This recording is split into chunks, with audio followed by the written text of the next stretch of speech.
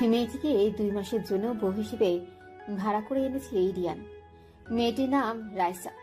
খুব দরিদ্র পরিবারের মেয়ে বিধায় বাবা চিকিৎসার টাকা জোগাড় করতে রিয়ানের 1 মাসে ভাড়াটে বউ হিসেবে অভিনয় করার এগ্রিমেন্টটা হাসি মুখেই মেনে নিয়েছে। অবশ্য এখানে রিয়ানের কোনো জোর জবরদস্তিও ছিল না। রিয়ান বিরাট বড়লোক শামসুল হকের একমাত্র পুত্র সন্তান। বাবা মায়ের আদরের সন্তান বিধায় ছোটবেলা থেকেই কখনো অভাব কিংবা বাস্তবতা এগুলো তাকে স্পর্শ করতে পারেনি। আর স্পর্শ করতে পারেনি বিধায় আজ রিয়ানে তার বাস্তবতাকে মেনে নিতে খুব কষ্ট হচ্ছে। কারো জন্য সে জীবনটাকে বারবার থামিয়ে দিতে চাচ্ছে। সুন্দর জীবনটাকে অভিশাপের কালো অধ্যায়ে পরিণত করে ফেলেছে। দিনরাত অন্ধকার ঘরে গুমটভাবে নির্জীবতার আড়ালে বসে থেকে নিকোটিন আর মদের সাথে বন্ধুত্ব করছে। মা বাবার চোখের সামনে সন্তানের এই দশা দেখে মিস্টার শামসুল হক আর সহ্য করতে পারছিলেন না।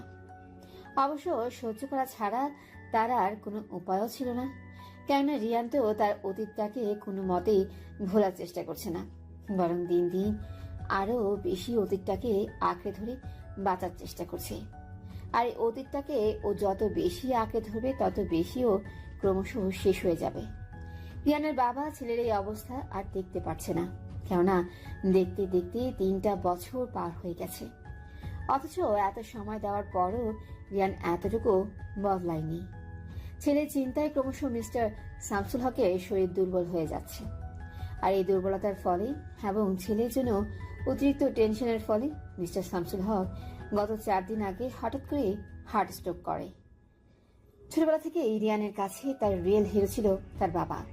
সেই বাবার অসুস্থতা রিয়ানকে খুব বেশি ইমোশনাল করে ফেলে, কেননা ও ইতিমধ্যেই নিজের হিয়ার মাঝে স্থান দেওয়া একজন মানুষকে হারিয়ে ফেলেছে।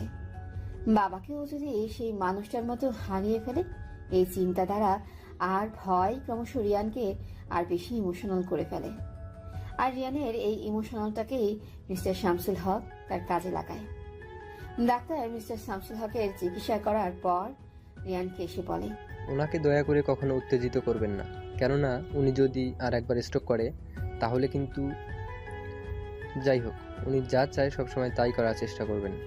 যত পারবেন ওনাকে চিন্তা থেকে দূরে রাখবেন। আর আই থিঙ্ক উনি সব থেকে বেশি টেনশন আপনাকে নিয়ে করে, কারণ ওনার জ্ঞান ফেরার পর থেকে উনি বারবার একটা কথাই বলছেন, রিয়ান, নতুন করে জীবনটাকে শুরু কর বাবা। রিয়ান, এভাবে নিজেকে শেষ করে ফেলিস না বাবা। ডাক্তারের কথাগুলি শুনে রিয়ানের চোখ দুটো লাল হয়ে গেল। খুব গম্ভীর টাইপের ছেলে, নিজের কষ্টগুলোকে কখনো কারো কাছে প্রকাশ করে না। আর বোধহয় বিধাতা ওর নিশ্চুপ চোখ দুটোতে এক ফোঁটাও জল দেয়নি। হয়তো মন আকাশে মেঘের ঘটা থাকলেও ও চোখের মধ্যে কখনো বৃষ্টি ঝরে না।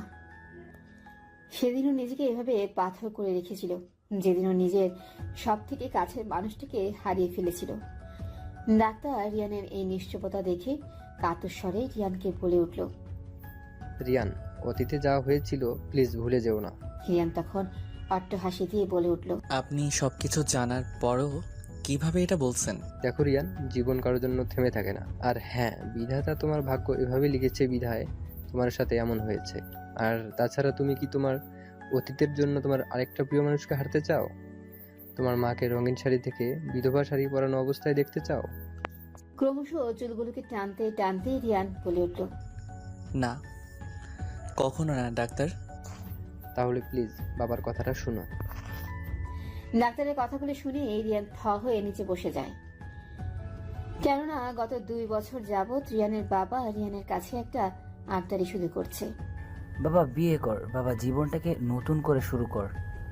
যখনই রিয়ানকে মিস্টার শামসুল হক এই কথাগুলো বলতো, তখনই রিয়ান পাগলের মতো আচরণ শুরু করত। ঘরের জিনিসপত্র সব ভেঙে ফেলতো, অন্ধকার ঘরে দৌড় দিয়ে দিনের পর দিন পার করে দিত। রিয়ানের চোখের সামনে সেই স্মৃতিগুলো ভেসে আসতো, সাথে আরো একটা স্মৃতিও ভেসে আসতো। কয়েকদিন আগেও মিস্টার শামসুল হক হঠাৎ রিয়ানের ঘরে ঢুকে অঝরে ধারায় কেঁদে বলে উঠছিল, বাবা, আমি যদি মরেও যাই তাহলে তোর কাছে আমার দাবিও শেষ ইচ্ছে থাকবে। তুই নিজের জীবনটাকে নতুন করে শুরু করবি। এই ঘর আলো করে একটা লক্ষ্মী বউ ঘরে আনবি। আমি জানি, কিন্তু তুমি কি চাও তোমার বাবাকে সুস্থ করতে? হুম। তাহলে বিয়েটা করে ফেলো। বিয়ে শব্দটা শুনতে রিয়ান রাগান্বিত কণ্ঠে ডাক্তারকে বলে উঠল। নো ডাক্তার, নো, আমি এটা কখনো করতে পারবো না।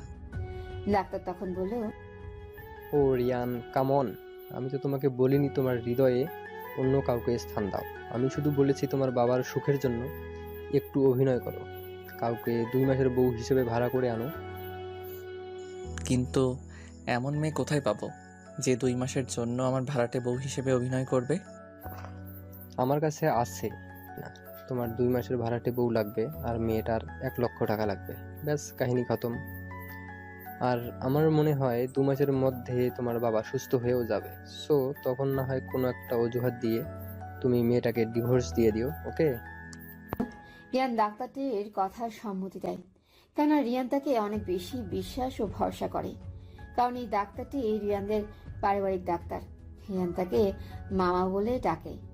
ধরতে গেলে রিয়ানের সাথে তার সম্পর্কটা বন্ধুত্বের মতো। রিয়ানের সব খারাপ সিচুয়েশনে বন্ধু হিসেবে 2 হাতেই ডাক্তার অর্থাৎ সাইফি রিয়ানকে আগলে রেখেছে। আর তাই রিয়ান সাইফের কথা মতো রাইসাকে আজ বিয়ে করছে। চারপাশে লাল নীল মরিচ বাতি আর আনন্দে উল্লাসে বিয়ে হচ্ছে রিয়ান আর রাইসার। রিয়ানের আত্মীয় স্বজন সবাই আজ ভীষণ খুশি। আর সব থেকে বেশি খুশি মিস্টার শামসুল হক আর তার বউ, কেননা তাদের ধারণা হয়তো তাদের ছেলে আবারও আগের মতো স্বাভাবিক জীবনযাপন করবে।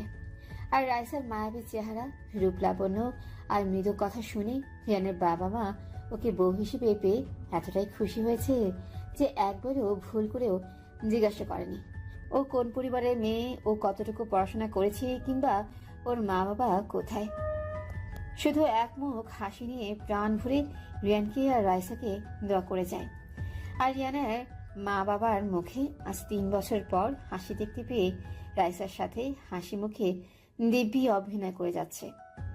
রাইসা রিয়ানের এই হঠাৎ বদলে যাওয়াটা দেখে নিজেই নিজেকে বলে উঠল, বাবা, এই হট টেম্পারেচার হঠাৎ এমন আইসকুল হলো কেন? কালকেই তো ক্যাফেতে আমার সাথে এগ্রিমেন্ট সাইন করার সময় কি গম্ভীর কণ্ঠে ভাব নিয়ে কথা বলছিল। লিসেন, আপনাকে বিয়ে করছি শুধু আমার বাবা মায়ের সুখের জন্য। সো একদম আমাকে ভুল করেও তুমি বলবেন না, মনে রাখবেন। জাস্ট আপনার সাথে আমার 2 মাসের বিয়ে। 2 মাস পর আপনি আপনার পথে আর আমি আমার পথে। আর হ্যাঁ, নিজের সীমা একদম অতিক্রম করবেন না। আর এখন আমাকে মিষ্টি করে বলছে তুমি এই অবস্থায় কমফোর্টেবল ফিল করছো রাইসা? যত সব। রাইসার এই বিড়বিড়িয়ে কথা বলা রিয়ান কিছুটা বুঝতে পেরে ভ্রু কুচকে রাইসাকে বলে উঠল, হ্যালো, আপনি কি কিছু আমাকে বলছেন? যাক বাবা, একটু আগেই তো আমাকে কি সুন্দর তুমি বলে কি ঢং করলেন, এখন আবার আপনিতে চলে লিসেন, একটু আগে আম্মু আব্বু এখানে ছিল বিধায় তাদের মুখে হাসি ফোটানোর জন্য এটা করেছি। গেলেন? ও তাই বলুন, এই জন্যই তো বলি হট টেম্পারেচার হঠাৎ হাই স্কুল হলো কেন। রিয়ান কথাটা শোনা মাত্রই রাগান্বিত কণ্ঠে রাইসাকে বলে উঠল। Excuse me. রাইসা রিয়ানের চোখ মুখ দেখেই বুঝে ফেলল ও খেপেছে। তাই টপিকটা চেঞ্জ করার জন্য হাসি মুখেই রিয়ানকে বলে উঠল, আরে দেখুন, সবাই আমাদের ছবিও তুলছে, ওইদিকে খেয়াল করেন, না হলে বুঝে ফেলবে কুছ তো গরমিল হ্যায়। বাচাল। রিয়ানের বাচাল মন্তব্যটা শুনে রাইসা রাগান্বিত স্বরে রিয়ানকে বলে উঠল, আপনি কি হ্যাঁ একটা বক রাক্ষস, মুখে একটু হাসি নেই, জীবনে কি কখনো হাসতে শেখেননি? রাইসার এরকম কথায় রিয়ানের হঠাৎ পুরনো সেই স্মৃতিগুলো চোখের সামনে চলে আসলো। একটা সময় ছিল যখন এই মুখে হাসি ছাড়া বিষাদের মেঘ কখনোই ঠাঁই পেত না, কিন্তু আজ যে হাসিটা দিয়েছিল সেই কেড়ে নিয়ে অনেক দূরে চলে গেল। রিয়ানের এসব স্মৃতি মনে পড়তেই ও কর্কশ কণ্ঠে রাইসাকে বলল, ডোন্ট ক্রস ইয়োর লিমিট। কথাটি বলে এই জায়গাটি ত্যাগ করে চলে গেল। রিয়ানের এরূপ আচরণ দেখে রাইসা বলে উঠল, বাবা, এ তো দেখছি পাগলের পাল্লায় পড়লাম। ভাড়াটে বউ, ওকে, তোর সাইজ করতেই হবে। হঠাৎ রাইসার মনে হলো পেছন থেকে কেউ একজন তাকে বলছে। মা, কোনো সমস্যা হয়েছে? রাইসা রিয়ানের মাকে দেখে স্নেহমাখা কণ্ঠে বলে উঠল, না, কিছু হয়নি মা। তাহলে রিয়ান এভাবে চলে গেল কেন? এমনি। ও ওরকমই, ওকে মা আগের জীবনে একটু ফিরিয়ে আনো, তাহলে আমি মা সারা জীবন তোমার কাছে ঋণী থাকবো। রিয়ানের মা কথাগুলো বলেই চোখের জল মুছতে মুছতে চলে যায়। রাইসা তখন বলে উঠল, এই হট টেম্পারেচারকে কিভাবে আমি সামলাবো আল্লাহই জানে। কাজে চলে এসেছে, বিয়ে প্রায় সম্পূর্ণ। তবে বিয়েটা সম্পূর্ণ হওয়ার পর ক্রমশ রিয়ানের চোখে মুখে মিথ্যে সুখের যে অভিনয় ছিল তা ক্রমান্বয়ে বিষাদের মেঘের কাছে হার মেনেছে।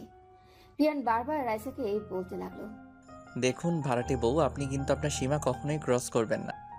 রিয়ানের বারবার এই কথাটায় রাইসা প্রচন্ড রেগে রিয়ানকে বলে উঠল, আরে মশাই, এই কথাটা আর কয়বার বলবেন? লাইফে কত ছেলে দেখেছি, কিন্তু আপনার মতো একটা গাধাও দেখিনি। হ্যালো। খালি ভাব দেখায় যত সব। রিয়ান রাইসাকে কিছু বলার আগে রিয়ানের চাচাতো বোন মিথিলা দুজনের মাঝে ঢুকে হাসি মুখে রাইসাকে উদ্দেশ্য করে বলল, কি এত কথা ভাবি? এখনই তোমাদের এই অবস্থা? মিথিলার এরূপ মজা রিয়ানের একদমই পছন্দ হচ্ছে না। গম্ভীর কণ্ঠে মিথিলাকে রিয়ান বলল, মিথিলা, আমি এসব একদমই পছন্দ করি না। রাইসা তখন রিয়ানকে একটা মুখ ভেঙচি দিয়ে বলে উঠল, না মিথিলা, এসব বলো না, বরং এখানে দাঁড়িয়ে থেকে কারোর শোকে নীরবতা পালন কর। মিথিলা রাইসার এরূপ কথা শুনে হাসতে থাকে। যেই মাত্র রিয়ানের দিকে চোখ পড়ে অমনি ভয়ে ভয়ে রিয়ানকে সরি বলে চলে গেল। মিথিলা যাওয়া মাত্রই রিয়ান রাইসার হাতটাকে শক্ত করে ধরে পড়ল। বেশি বার বাড়বেন না, হ্যাঁ? রিয়ান এতটাই জোরে রাইসার হাতটা ধরেছিল যে রাইসা প্রচুর ব্যথা পাচ্ছিল। এতটাই পাচ্ছিল যে বাধ্য হয়ে সে রিয়ানকে কাতর স্বরে বলে উঠল, ব্যথা পাচ্ছি আমি। রিয়ান কথাটি শোনা মাত্রই হাতটা ছেড়ে চলে যায়। রাইসা হাতের দিকে তাকিয়ে দেখে হাতটা অনেকটাই লাল হয়ে গেছে, প্রচন্ড ব্যথা করছে। না চাইতেই রাইসার চোখ থেকে এক ফোঁটা জল গড়িয়ে পড়ল। কি হলো ভাবি? গলার আওয়াজ পেয়ে রাইসা পাশে তাকিয়ে দেখে মিথিলা দাঁড়িয়ে আছে। রাইসা অন্যদিকে তাকিয়ে চোখের জলগুলো মুছে ফেলল এবং একটু মুচকি হাসি দিয়ে মিথিলাকে বলল, কিছু না। তাহলে তুমি কাঁদছিলে কেন? এমনি বাবা, মায়ের কথা একটু মনে পড়েছে। থাক ভাবি, একদম কাঁদবেন না আর। আর তাছাড়া আজ থেকে আমরাই তো আপনার আপনজন। বড় মাই তো আজ থেকে তোমার মা, আর বড় বাবা তোমার বাবা, আর আমি একমাত্র তোমার কিউট বোন।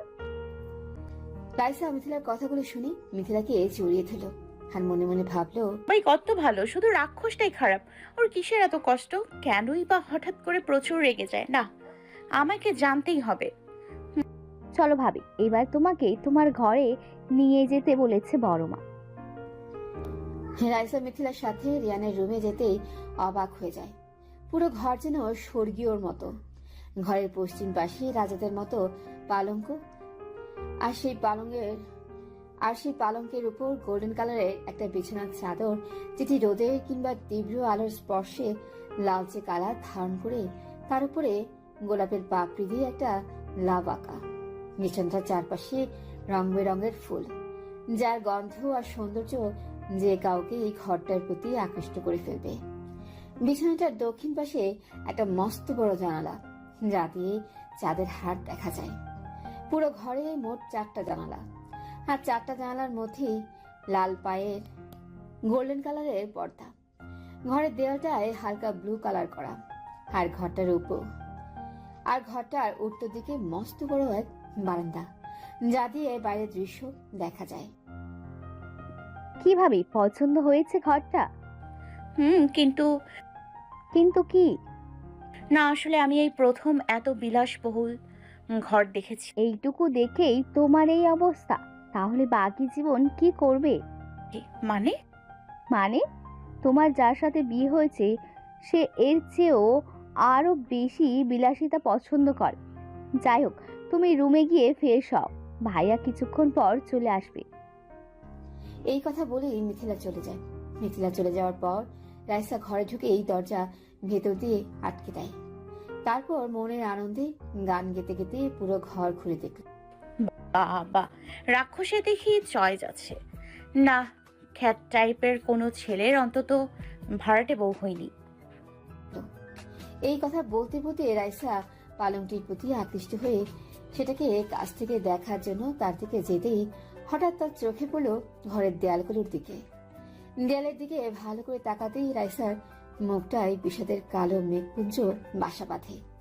রাইসা দেখতে পেল রিয়ানের পুরো ঘরের দেয়াল জুড়ে শুধু একটি মেয়ের ছবি, আর প্রতিটি ছবির নিচ দিয়ে লেখা, এখনো তোমায় ভালোবাসি রিয়া, চলে গেছো তাই বলে কি ভুলে যাব, এখনো মাঝরাতে তোমার জন্য বুকটা কেঁপে ওঠে রিয়া। রাইসা রিয়ানের এসব কাণ্ড দেখে সহ্য করতে না পেরে বলে উঠল, ইস, পাগল আবার কাব্যও লিখে যত সব ঢং। কিন্তু এই মেয়েটিকে সারা ঘর জুড়ে এই মেয়েটির ছবি বা কেন? রাইসা যখন এসব চিন্তা ভাবনায় মগ্ন ছিল ঠিক তখনই রাইসার মনে হলো দরজায় কেউ একজন নক করছে। দরজা নকের আওয়াজ রাইসার কানে আসতেই রাইসা প্রচন্ড রাগান্বিত কণ্ঠে বলে উঠল, এই কে? আমি? আমি কে? ওপাশ থেকে ধমক দিয়ে কেউ একজন বলে উঠল। এই বাচাল মেয়ে, দরজা খোলো।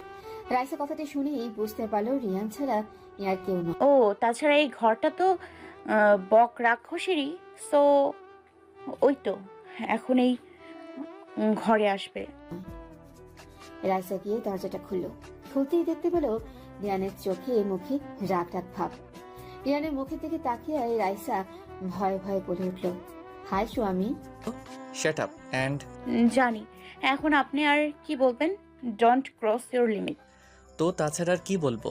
তুমি আমার ঘরে ঢুকে আমার অনুমতি ছাড়া দরজা লাগিয়েছো, সাহস তো তোমার কম নয়। সাহসের কি রেখেছেন আপনি? হ্যাঁ, আপনি কি জানেন আমি কে? রিয়ান তখন রাইসার মুখে একদম নিকটে গিয়ে বলে উঠল, কে আপনি? বাবা, এ তো দেখছি হট হয়ে যাচ্ছে না, একে কন্ট্রোল করতেই হবে। আমি কেউ না। ইউ? আপনি তো গরম হন কেন? হ্যাঁ, যাই হোক, এই পুরো ঘরে দেয়াল জুড়ে এগুলো কার ছবি? রাইসার এরূপ প্রশ্নে রিয়ানের আচরণের মাঝে একটু পাগলামি ভাব দেখা গেল। রিয়ান ছবিগুলোর অতি নিকটে গিয়ে একটা ছবির মধ্যে হাত দিয়ে কান্নামাখা কণ্ঠে রাইসাকে বলে উঠল, এ আমার সব, এ আমার ভালোবাসা, ও আমার বউ, ও ছাড়া আমার হৃদয়ে অন্য কারো স্থান নেই, আর কখনো হবেও না। আর এই কথাটি মাথায় ঢুকিয়ে নেবেন, ওকে? আর ভুল করে কখনো এই ছবিগুলোকে টাচ করবেন না। যদি ও আপনার বউ হয় তাহলে আমাকে বিয়ে করেছেন কেন? আর তাছাড়া ওই বা কোথায়? সেই কৈফিয়ত আপনার কাছে দিতে আমি বাধ্য নই। আর তাছাড়া আপনাকে আমি আমার ভাড়াটে বউ হওয়ার জন্য জোর করিনি। আপনার টাকা লাগবে বিধায় আপনি আমার ভাড়াটে বউ হওয়ার জন্য রাজি হয়েছেন। সো আমার সম্পর্কে কিছু জানার একদম চেষ্টা করবেন না, ওকে? এই ঘর ফুল দিয়ে কে সাজালো? হ্যাঁ, কে সাজালো? আমি জানি না। লিসেন, আমি পৃথিবীতে সব থেকে বেশি ফুলকে অপছন্দ করি। আর এসব হয়তো মিথিলার কাজ, যত সব। Don't like flower. রিয়ানের এরূপ ভয়ঙ্কর আচরণে খুব ভয় পেয়ে যায়। তারপর ভয় ভয়ে রিয়ানকে থামানোর জন্য ও রিয়ানের কাছে যায়। রিয়ানের কাছে যেতে রিয়ানকে জোরে সরে একটা ধাক্কা মারে। ফলে রাইসা নিচে পড়ে গিয়ে হাতে প্রচন্ড ভাবে ব্যথা পায়। রিয়ান রাইসার ব্যথাটাকে কোনো ভ্রুক্ষেপ না করে সোজা ঘর থেকে বেরিয়ে যায়। রিয়ানের এরূপ নিষ্ঠুরতার আচরণ দেখে রাইসা খুব বেশি কষ্ট পায়। এত নিষ্ঠুর কিভাবে একটা মানুষ হয়? ব্যথা পেয়েছে অথচ একবারও দেখলো না, এমন কেন উনি? তারপর রাইসা আস্তে আস্তে উঠে দাঁড়ালো। অনেকক্ষণ দাঁড়িয়ে থেকে ধীরে ধীরে বারান্দার কাছে গিয়ে বাইরের দিকে তাকিয়ে রইল আর ভাবল, নিচে নিয়ন আলোয় ব্যস্ত শহরের পথগুলো এখন কেমন নির্জন। আর এই নির্জনতায় দিনের আলোয় সুখী হওয়া মানুষগুলো এখন একটু একটু করে নিজেদের কষ্টগুলোকে আঁকড়ে ধরবে, আর সাথে কিছু যাযাবর আবেগ আর ক্ষত বিক্ষত স্মৃতিকে। বাহ, বাচাল হলেও ভালোই তো কথা বলতে পারেন। কে? নেই বলে রাইসা পেছন ফিরে তাকাতেই দেখে রিয়ান দাঁড়িয়ে রয়েছে। একটু অভিমানী কণ্ঠে রাইসা তখন বলে উঠল, ও আপনি? Hot temperature? আমার উপর অভিমান হয়েছে, কিন্তু তাও আমাকে হট টেম্পারেচার বলাটা গেল না। রাইসা রিয়ানের প্রশ্নের কোনো উত্তর না দিয়ে মুখটাকে নিচু করে দাঁড়িয়ে থাকে। রাইসার এই নীরবতা দেখে রিয়ান চুপচাপ অনেকক্ষণ বাইরের দিকে তাকিয়ে থাকে। তারপর একটু আমতা আমতা করে বলে উঠল, আসলে আমি দুঃখিত তখন আপনাকে ওভাবে ধাক্কা দেওয়ার জন্য। রাইসা রিয়ানের এই অপরাধী বোধ দেখে একগাল হাসি দিয়ে সব অভিমানকে আড়ালে রেখে রিয়ানকে বলে উঠল, কোনো সমস্যা নেই বক রাক্ষস। কি? না মানে রিয়ান সাহেব, আপনি তো ভারী অদ্ভুত মেয়ে। একটু আগে তো দেখলাম এক রাশ অভিমান, আর এখন নিমিষে সব উধাও।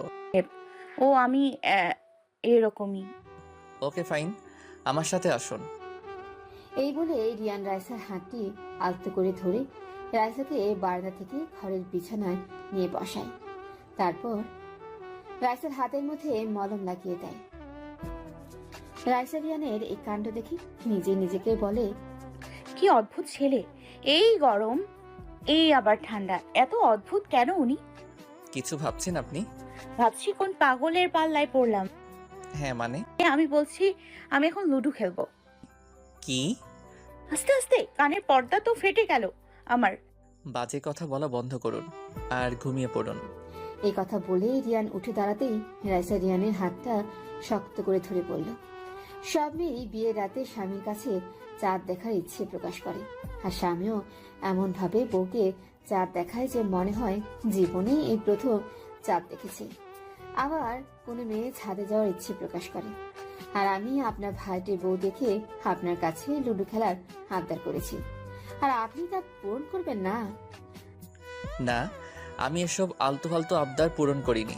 কি করব বলুন, আমি মানুষটাই তো আলতু ফালতু। রাইসার এমন কথায় রিয়ানের ওর প্রতি একটু মায়া জাগ্রত হয়। তাই রিয়ান সহানুভূতিশীল কণ্ঠে রাইসাকে বলে উঠল, সবই তো বুঝলাম, বাট সরি, আমার কাছে লুডো নেই, ঘুমান। আর আপনি কি করবেন? কোথায় ঘুমাবেন, আমার সাথে নাকি? আগে না, আর কি করব আমি? মেয়ে মানুষ বিধায় আপনাকে বিছানায় ঘুমোতে দিলাম, আর আমি সোফায় গিয়ে ঘুমালাম। ধুর, কার পাল্লায় যে পড়লাম। রিয়ান রাইসার কথায় কোনো পাত্তা না দিয়ে সোজা গিয়ে সোফায় শুয়ে পড়ে। রিয়ানের এই অবস্থা দেখে রাইসা বলে উঠল, আমি লুডো খেলবই। এই বলেই নিজে নিজে চিল্লাতে লাগলো, ছক্কা, হুররে! পাঁচ পাঁচ, ইয়ে। রাইসার ছক্কা পাস চিরানিতে রিয়ান সোফায় বসে পড়ল। তারপর বলে উঠল, এই আপনি কি পাগল হয়ে গেছেন? আর লুডোর কোর্ট নেই, ছক্কা পাঁচ পাইছেন কই? মনের ভেতর লুডো কোর্টের ছবি এঁকে খেলছি। উফ, প্লিজ দয়া করে আমায় একটু ঘুমাতে দিন। যেহেতু দয়া চেয়েছেন তাই আর কথা বলবো না। ধন্যবাদ। এই বলে রিয়ান শুয়ে পড়ল। রাইসাও আর কোনো কথাই বলল না। রিয়ানের মনে হলো রাইসা ঘুমিয়ে পড়েছে। তাই রিয়ান মনে মনে বলে উঠল, যাক বাবা, বাচাল ঘুমিয়ে পেরেছে। যাই হোক, আমিও এখন একটু ঘুমাই। এই বলে রিয়ান ঘুমিয়ে পড়ল। ৮ ঘন্টা পর রিয়ানের মনে হলো তার মুখের উপর কারো একজনে নিঃশ্বাস পড়ছে। কে একজন তার মুখের একদম নিকটে এসে জোরে জোরে নিঃশ্বাস ছাড়ছে। এই অনুভূতিতে একটু চমকে গিয়ে রিয়ান চোখ খুলতে রাইসা, দেখে ভয়ে রিয়ান যেই মাত্র বসতে যাবে অমনি রাইসা রিয়ানকে ঠাস করে একটা থাপ্পড় দিয়ে দিল। রিয়ান থাপ্পড়টা খেয়ে কিছু সময় রাইসার পানি তাকিয়ে রইল। তারপর সিংহের মতো গর্জন করে বলে উঠল, আপনি কি পাগল? কেন? কেন মানে? আমাকে থাপ্পড় মেরে আবার কেন বলছেন? আসলে কি বলুন তো, আবার না ঘুম না আসলে যাকে সামনে পাই কিংবা আমার পাশে পাই তাকে ইচ্ছে মতো মারতে থাকি। আজীব মানুষ তো আপনি। তো ঘুমান। আপনাকে কি কেউ বলেছে রাত জাগতে? মানেটা কি? কিভাবে আমি ঘুমাবো? কেন চোখ বন্ধ করে ঘুমাবেন? আরে আমি সেটা বলিনি, আমি বলছি আপনি তো পুরো বিছানায় ফুল ছিঁড়ে এক অবস্থা করে রেখেছেন। ওগুলো পরিষ্কার না করলে আমি কিভাবে ঘুমাবো? তা পরিষ্কার করে ফেলুন। শখ কত? শুনুন, যে ফুল ছিঁড়েছে তারই পরিষ্কার করতে হবে। মানেটা কি? দেখুন, না পরিষ্কার করলে আপনি কিন্তু এখন আবার একটা থাপ্পড় খাবেন। তখন কিন্তু আমায় দোষ দিতে পারবেন না। ওকে ফাইন, আমি পরিষ্কার করে দিচ্ছি, বাট আমার একটা শর্ত আছে। কি শর্ত? বিছানা পরিষ্কার করে দেওয়ার পরে 1 মিনিটও দেরি না করে আপনি ঘুমিয়ে যাবেন। ঠিক আছে। রাইসা চুপচাপ বসে থাকে আর রিয়ান প্রচন্ড তাড়াতাড়ি করে বিছানাটা পরিষ্কার করে ফেলে। তারপর রাইসাকে গম্ভীর কণ্ঠে বলল, এই যে ম্যাডাম, পরিষ্কার করে দিয়েছি। এবার দয়া করে গিয়ে একটু ঘুমান, আর আমাকেও একটু শান্তি দিন। স্যার, আমার যে ঘুম পাড়ানির গান না শোনালে ঘুম আসে না। Shut up. আপনি কিন্তু এবার আমাকে অতিরিক্ত বিরক্ত করছেন। দেখুন, আমার এগুলো একদম পছন্দ না। আপনি তো একটা ছাগল, এগুলো আপনার পছন্দ হবে কি করে? যত সব। এই বলে রাইসা মুখটাকে ভার করে বিছানায় গিয়ে শুয়ে পড়ে। রিয়ানও তখন আর কোনো কথা না বাড়িয়ে শুয়ে পড়ে, আর অবাক দৃষ্টিতে দেওয়ালের সে ছবিগুলোর পানি তাকিয়ে থাকে কিছুক্ষণ। তারপর দীর্ঘ নিঃশ্বাস ফেলে বলে ওঠে, রিয়া, কেন আমায় ছেড়ে চলে গেছো? আমি যে বড্ড বেশি একা হয়ে গেছি, বড্ড বেশি। রোজ রাতে রিয়ার এক হাতে নিকোটিন আর আরেক হাতে মদের বোতল নিয়ে রিয়ার ছবির দিকে তাকিয়ে এরকম নানান কথা বলতে থাকে। কখনো বা চোখগুলো কষ্টের স্পর্শে লাল করে ছবিগুলোর দিকে তাকিয়ে থাকে। এক একটা রাতকে বেহিসেবেই পার করে দেয়। কেননা রিয়ান যখন ছবিগুলোর দিকে তাকিয়ে থাকে কিংবা ছবিগুলোর সাথে কথা বলে, তখন ওর মনে হয় ফ্রেমের বন্ধ থাকা ছবিটির মানুষটিও নিশ্চুপভাবে ওর কথাগুলো শুনছে, ওর জন্য কাঁদছে। আজও তার ব্যতিক্রম কিছু হয়নি। সারা রাত নির্ঘুম চোখে ছবির মানে তাকিয়ে থাকার কারণে ভোরের দিকে রিয়ানের চোখে একটু ঘুম নেমে আসে। কিন্তু ঠিক 5:30 হালকা পানের স্পর্শে রিয়ানের সেই ঘুমটাও ভেঙে যায়। একটু অস্বস্তিকর ভাব নিয়ে চোখ কসলাতে কসলাতেই তাকাতেই রিয়ান দেখতে পেল রাইসা এক হাতে পানির গ্লাস নিয়ে দাঁড়িয়ে আছে। এসব কি? সরি, দেখুন এত বেলা অবধি মুসলমান জাতির ঘুমোতে নেই। আর তাছাড়া আপনাকে সে কখন থেকে আমি ডাকছি, কিন্তু আপনার কোনো সাড়া শব্দ নেই, তাই বাধ্য হয়ে এটা করতে হয়েছে। এবার দয়া করে যান, গিয়ে অজু করুন, তারপর নামাজ পড়তে যান। রাইসার কথায় রিয়ান কোনো উত্তর না দিয়ে বিছানা থেকে উঠে সোজা ওয়াশরুমে চলে যায়। রিয়ানকে ওয়াশরুমে যেতে দেখে রাইসার চোখে মুখে আনন্দ উৎসব নেমে আসে, কিন্তু পরক্ষণে তার নিমেষেই আবারও মেঘের কাছে হার মানে। রিয়ান ওয়াশরুম থেকে এক জগ পানি এনে সোজা রাইসার মাথায় ঢেলে দেয়। এতটাই ঠান্ডা ছিল যে তার স্পর্শে রাইসা কাঁপতে লাগলো। কিন্তু রিয়ান রাইসার কাঁপুনিকে গুরুত্ব না দিয়ে অনায়াসে রাইসাকে বলে উঠল, ভাড়াটে বউ হিসেবে এসেছেন, ভাড়াটে বউ হয়ে থাকুন। একদম আমার উপর অধিকার ফলাতে চাইবেন না। আর হ্যাঁ, ভুল করেও দ্বিতীয়বার এসব কাজ করার আগে একবার হলেও ভাববেন যে আপনি কার সাথে এসব করছেন। আন্ডারস্ট্যান্ড? এই বলে চোখে মুখে এক রাশ রাগ নিয়ে রিয়ান ঘর থেকে বেরিয়ে যায়।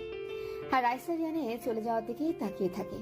তারপর চোখ থেকে এক ফোঁটা বৃষ্টি ঝরিয়ে বলে ওঠে, আসলে পৃথিবীর মানুষগুলো বড়ই অদ্ভুত, এদের চেনা বড় দায়। এরা যখন তখন বদলে যেতে পারে, যখন তখন। এই বলে রাইসা অঝোর ধারায় কাঁদতে লাগলো। কিন্তু পরক্ষণেই রাইসার কান্নাটা হঠাৎ বন্ধ হয়ে যায়। একটা কথা, আসলে আমাদের উচিত মানুষের বদলে যাওয়াটা না দেখে তার বদলে যাওয়ার কারণটা খোঁজা। আর আজ থেকে সেটাই আমি করব। ভেবে চোখের জলগুলো মুছে মুখে এক গাল হাসি নিয়ে রাইসা লাকেজ থেকে জামা কাপড় বের করলো। মেরুন কালারের একটা শাড়ি নিয়ে ওয়াশরুমে গিয়ে চেঞ্জ করে। তারপর নামাজ পড়ে পুরো ঘরটাকে এই পরিপাটি করে সাজাতে শুরু করলো। আলমারিতে তাকের এক পাশে নিজের জামা কাপড়গুলো, অন্য পাশে রিয়ানের শার্ট প্যান্ট গোছাতে লাগলো। হঠাৎ রাইসার চোখে পড়লো রিয়ানের শার্ট প্যান্টের নিচে 3টি মদের বোতল। বোতলগুলো পেয়ে রাইসা অবাক দৃষ্টিতে বোতলগুলোর দিকে তাকিয়ে রইল। তারপর নিজেকে বলে উঠল, মানুষ নাকি সৃষ্টির সেরা জীব, অথচ এই সম্মান পাওয়ার পরও এরা সামান্য কষ্টতে কেন এভাবে ভেঙে পড়ে, ক্রমশ নিজেকে কেন এভাবে শেষ করে দেয়? একবার কি তাদের মাথায় এটা আসে না যে জীবন মানে সমস্ত সিচুয়েশনের সাথে নিজেকে মানিয়ে নেওয়া। জীবন মানে এক একটা আঘাত থেকে নতুন করে শিক্ষা নেওয়া না। এইভাবে শেষ হতে আমি আপনাকে দিব না রিয়ান সাহেব। এই বলে রাইসা মদের বোতলগুলি আলমারি থেকে সরিয়ে ফেলে। ভাবি ভাবি কে? আমি। ও মিথিলা, এসো, ভেতরে এসো। মিথিলা ঘরে ঢুকতে একগাল হাসি নিয়ে রাইসাকে বলে উঠল, ভাবি, প্রথম দিনেই তো তুমি বাজিমাত করে ফেলেছো। মানে? ভাবি, তুমি আবার মানে জানতে চাও? তুমি জানো ভাইয়া আজকে ভোরে বড় বাবার সাথে ফজরের নামাজ পড়তে গেছে। কি বলছো তুমি এসব? হ্যাঁ ভাবি, আমি ঠিকই বলছি, কেননা আমি নিজে চোখে দেখেছি ভাইয়া টুপি পরে বড় বাবার সাথে মসজিদে যাওয়ার জন্য বাড়ি থেকে বের হয়েছে। আজ এত বছর পর এই প্রথম দিন আমি আবার বড় বাবাকে হাসতে দেখেছি। ভাবি, এত ভালো একটা কাজ করার জন্য তোমাকে ধন্যবাদ দিয়ে ছোট করব না। এই মিথিলা, তুমি সত্যি বলছো তো? কেন ভাবি? আমার না বিশ্বাস হচ্ছে না। এই তুমি আমাকে একটা চিমটি কাটো তো। Okay fine. এই বলে মিথিলা মুচকি হাসতে হাসতে রাইসাকে ইচ্ছে করেই জোরে সোরে একটা চিমটি মারে। চিমটিটা খেয়ে রাইসা চিৎকার দিয়ে বলে ওঠে, উফ মিথিলা, চিমটি দিতে বলেছি বলে এত জোরে দেবে? সরি ভাবি। কিন্তু রাইসা মিথিলার সরি কথাটি না শুনে আনমনে চিন্তা করতে লাগলো। সেই তো নামাজ পড়তে গেল, তাহলে আমার সাথে কেন এমন আচরণ করলো? আসলে পৃথিবীতে কিছু মানুষ আছে যারা নিজেদের কষ্ট, অনুভূতি আর নিজেদের ভেতরের আসল মানুষটাকে সবার থেকে লুকিয়ে রাখে। সেই মানুষগুলোকে চেনাও বড় দায়। এই মানুষটাও বোধহয় তাদেরই তালিকার একজন হবে। রাইসের এরূপ রোবটের মতো দাঁড়িয়ে চিন্তার জগতে মগ্ন থাকতে দেখে মিথিলা একটু বিরক্তিকর ভাব নিয়ে রাইসার হাত স্পর্শ করে বলে উঠল, কি এত ভাবছো ভাবি? না কিছু না। ও এই বলেই মিথিলা নিজের হাতটা গুটিয়ে নিতে ব্যস্ত হতেই হঠাৎ ওর মনে হলো রাইসার শরীরটা কেমন জানি গরম হয়ে আসছে। একটু অবাক কণ্ঠে মিথিলা রাইসাকে বলল, ভাবি, তোমার শরীর দেখি গরম হয়ে আস। রাইসা মিথিলার কথা ঘোরানোর জন্য হাসি মাখা কণ্ঠে বলে উঠল, আরে আমার ননদিনী ও কিছু না। এখন তুমি বলো, এত সকালে আমার ঘরে কেন আসছো? মিথিলাও তখন রাইসাকে উদ্দেশ্য করে বলে উঠল, তোমাকে নিচে মা, বড় মা ডাকছে, চলো। আর তাছাড়া কতক্ষণ পর পাড়ার লোকজন আসবে তোমায় দেখতে। আমায় দেখতে? কিন্তু কেন? বারে, তুমি আমার ভাইয়ের বউ, এ পাড়ায় সব থেকে ধনী শামসুল হক সাহেবের একমাত্র পুত্র রিয়ান হকের বউ। তো তোমাকে দেখতে আসবে না নাকি? আমাকে দেখতে আসবে? আর তাছাড়া তুমি নতুন বউ না, সবাই দেখবে না আমার ভাবিটা কত সুন্দর। মিথিলার কথায় রাইসা একটু অন্যমনস্ক হয়ে গম্ভীর কণ্ঠে বলে উঠল, নতুন বউ? নতুন বউ ভাবি সবকিছু শুধুমাত্র 2 মাসের জন্য। 2 মাস পর সবকিছু শেষ হয়ে যাবে, সবকিছু। ভাবি, তুমি কিছু বললে? হ্যাঁ, না মানে মানে আমি বলেছি তাড়াতাড়ি নিচে চলো, সবাই আমাদের জন্য অপেক্ষা করবে। যাবো, কিন্তু এখন না। কেন? কারণ তোমাকে তো এখনো আমি সাজালামই না। বড় মা বলেছে তোমাকে অনেক সুন্দর করে সাজাতে। এত সাজ দিয়ে কি হবে? বারে, আমার ভাইকে তোমার প্রেমে ভাসাতে হবে না? রাইসা মিথিলার কথাটার কোনো উত্তর না দিয়ে অট্ট হাসি দিয়ে মিথিলার দিকে তাকিয়ে রইল। ভাবি, তুমি ঘরে বসো, আমি একটু আসছি। কোথায় যাচ্ছ? এসে বলবো, জাস্ট 5 মিনিট। আর হ্যাঁ ভাবি, এই 5 মিনিট তুমি একদম চুপটি করে এখানে দাঁড়িয়ে থেকো। এই বলে মিথিলা ঘর থেকে বেরিয়ে যায়। আর রাইসা অন্যমনস্ক হয়ে বিছানার উপর বসে ভাবতে লাগলো, আমি কি এদের ঠকাচ্ছি? এরা যখন জানতে পারবে আমি 2 মাসের ভাড়া করা বউ, 2 মাস পর নিজের ঠিকানায় চলে যাব, তখন এরা কি করবে? আর হয়তো অনেক কষ্টও পাবে। কিন্তু আমি বা কি করতে পারি? আমি যা করছি সব তো। আসবো। রাইসা একটু চমকে বলে উঠল। কে? রিয়ান কোনো জবাব না দিয়ে ভদ্র ছেলের মতো রুমে ঢুকে যায়। রাইসা রিয়ানকে দেখতে পেয়ে বিছানার বালিশগুলোকে ঠিক করতে লাগলো। রিয়ানও দাঁড়িয়ে রাইসার বালিশ ঠিক করার দিকে তাকিয়ে রইল।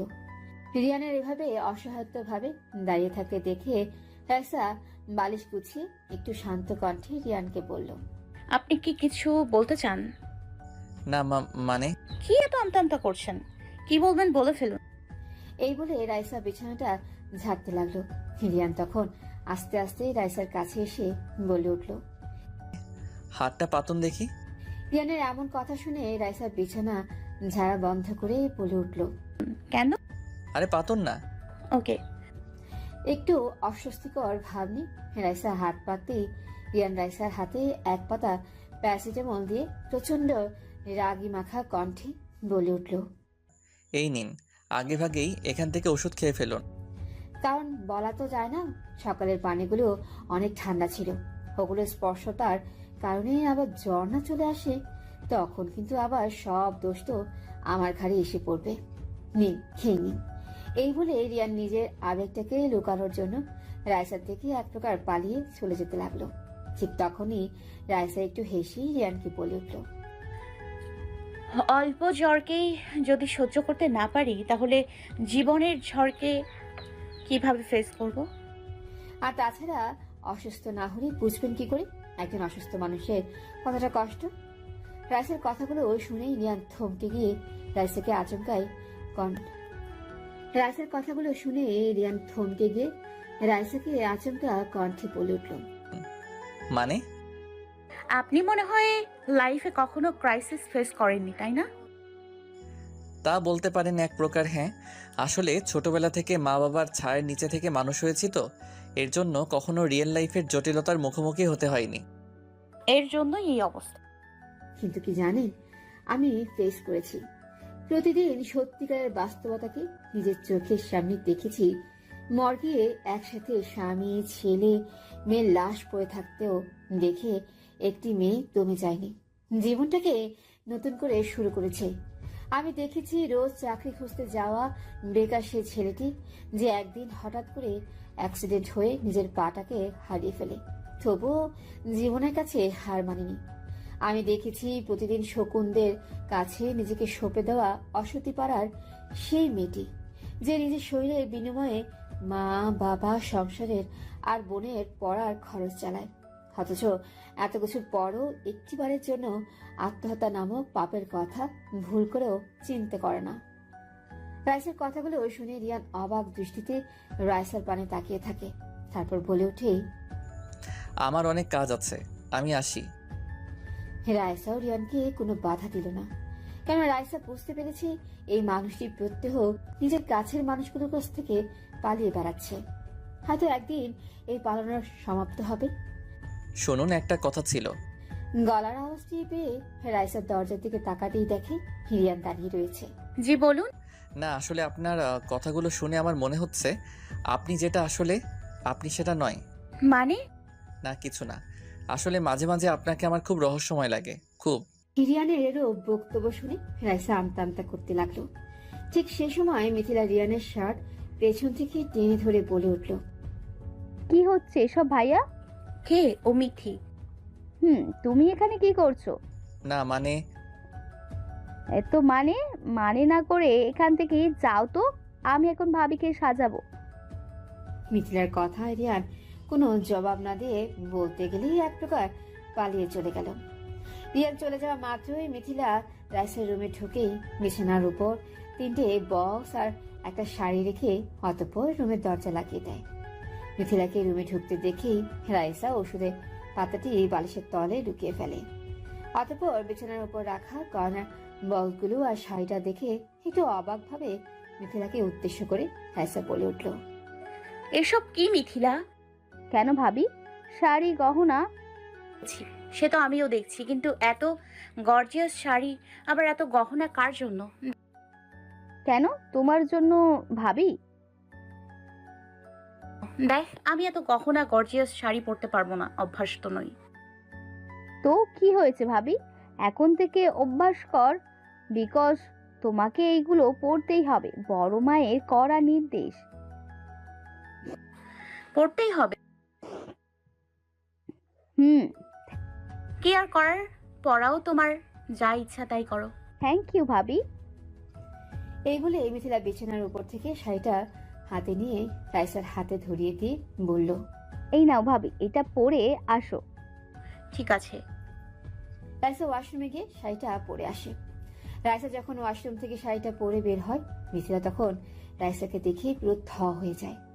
অবশ্য হবেই বা না কেন, একটি মায়াবী চেহারা যুক্ত মেয়ে, যার হরিণের মতো চোখ, রক্ত জবা ঠোঁট, তার ঠোঁটের উপরে ডান পাশে একটা কালো তিল আর মাথায় মেঘ বরণ কেশ।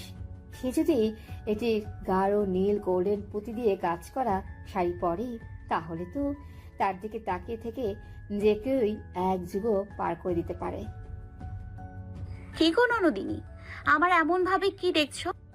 উফ ভাবি, এই শাড়িটা পরে তোমাকে এতটাই সুন্দর লাগছে যে আমি তোমার প্রেমে পড়ে গেলাম। এবার গহনা পরালে আর সাজালে তোমাকে না জানি কত সুন্দর লাগবে। দেখবে আজকে ভাইয়া তোমার দিক থেকে চোখ সরাতেই পারবে না। হ্যাঁ, তোমার ওই হট টেম্পারেচার ভাই আগে আমার দিকে তাকাতে তো চোখ ফেরাবে না।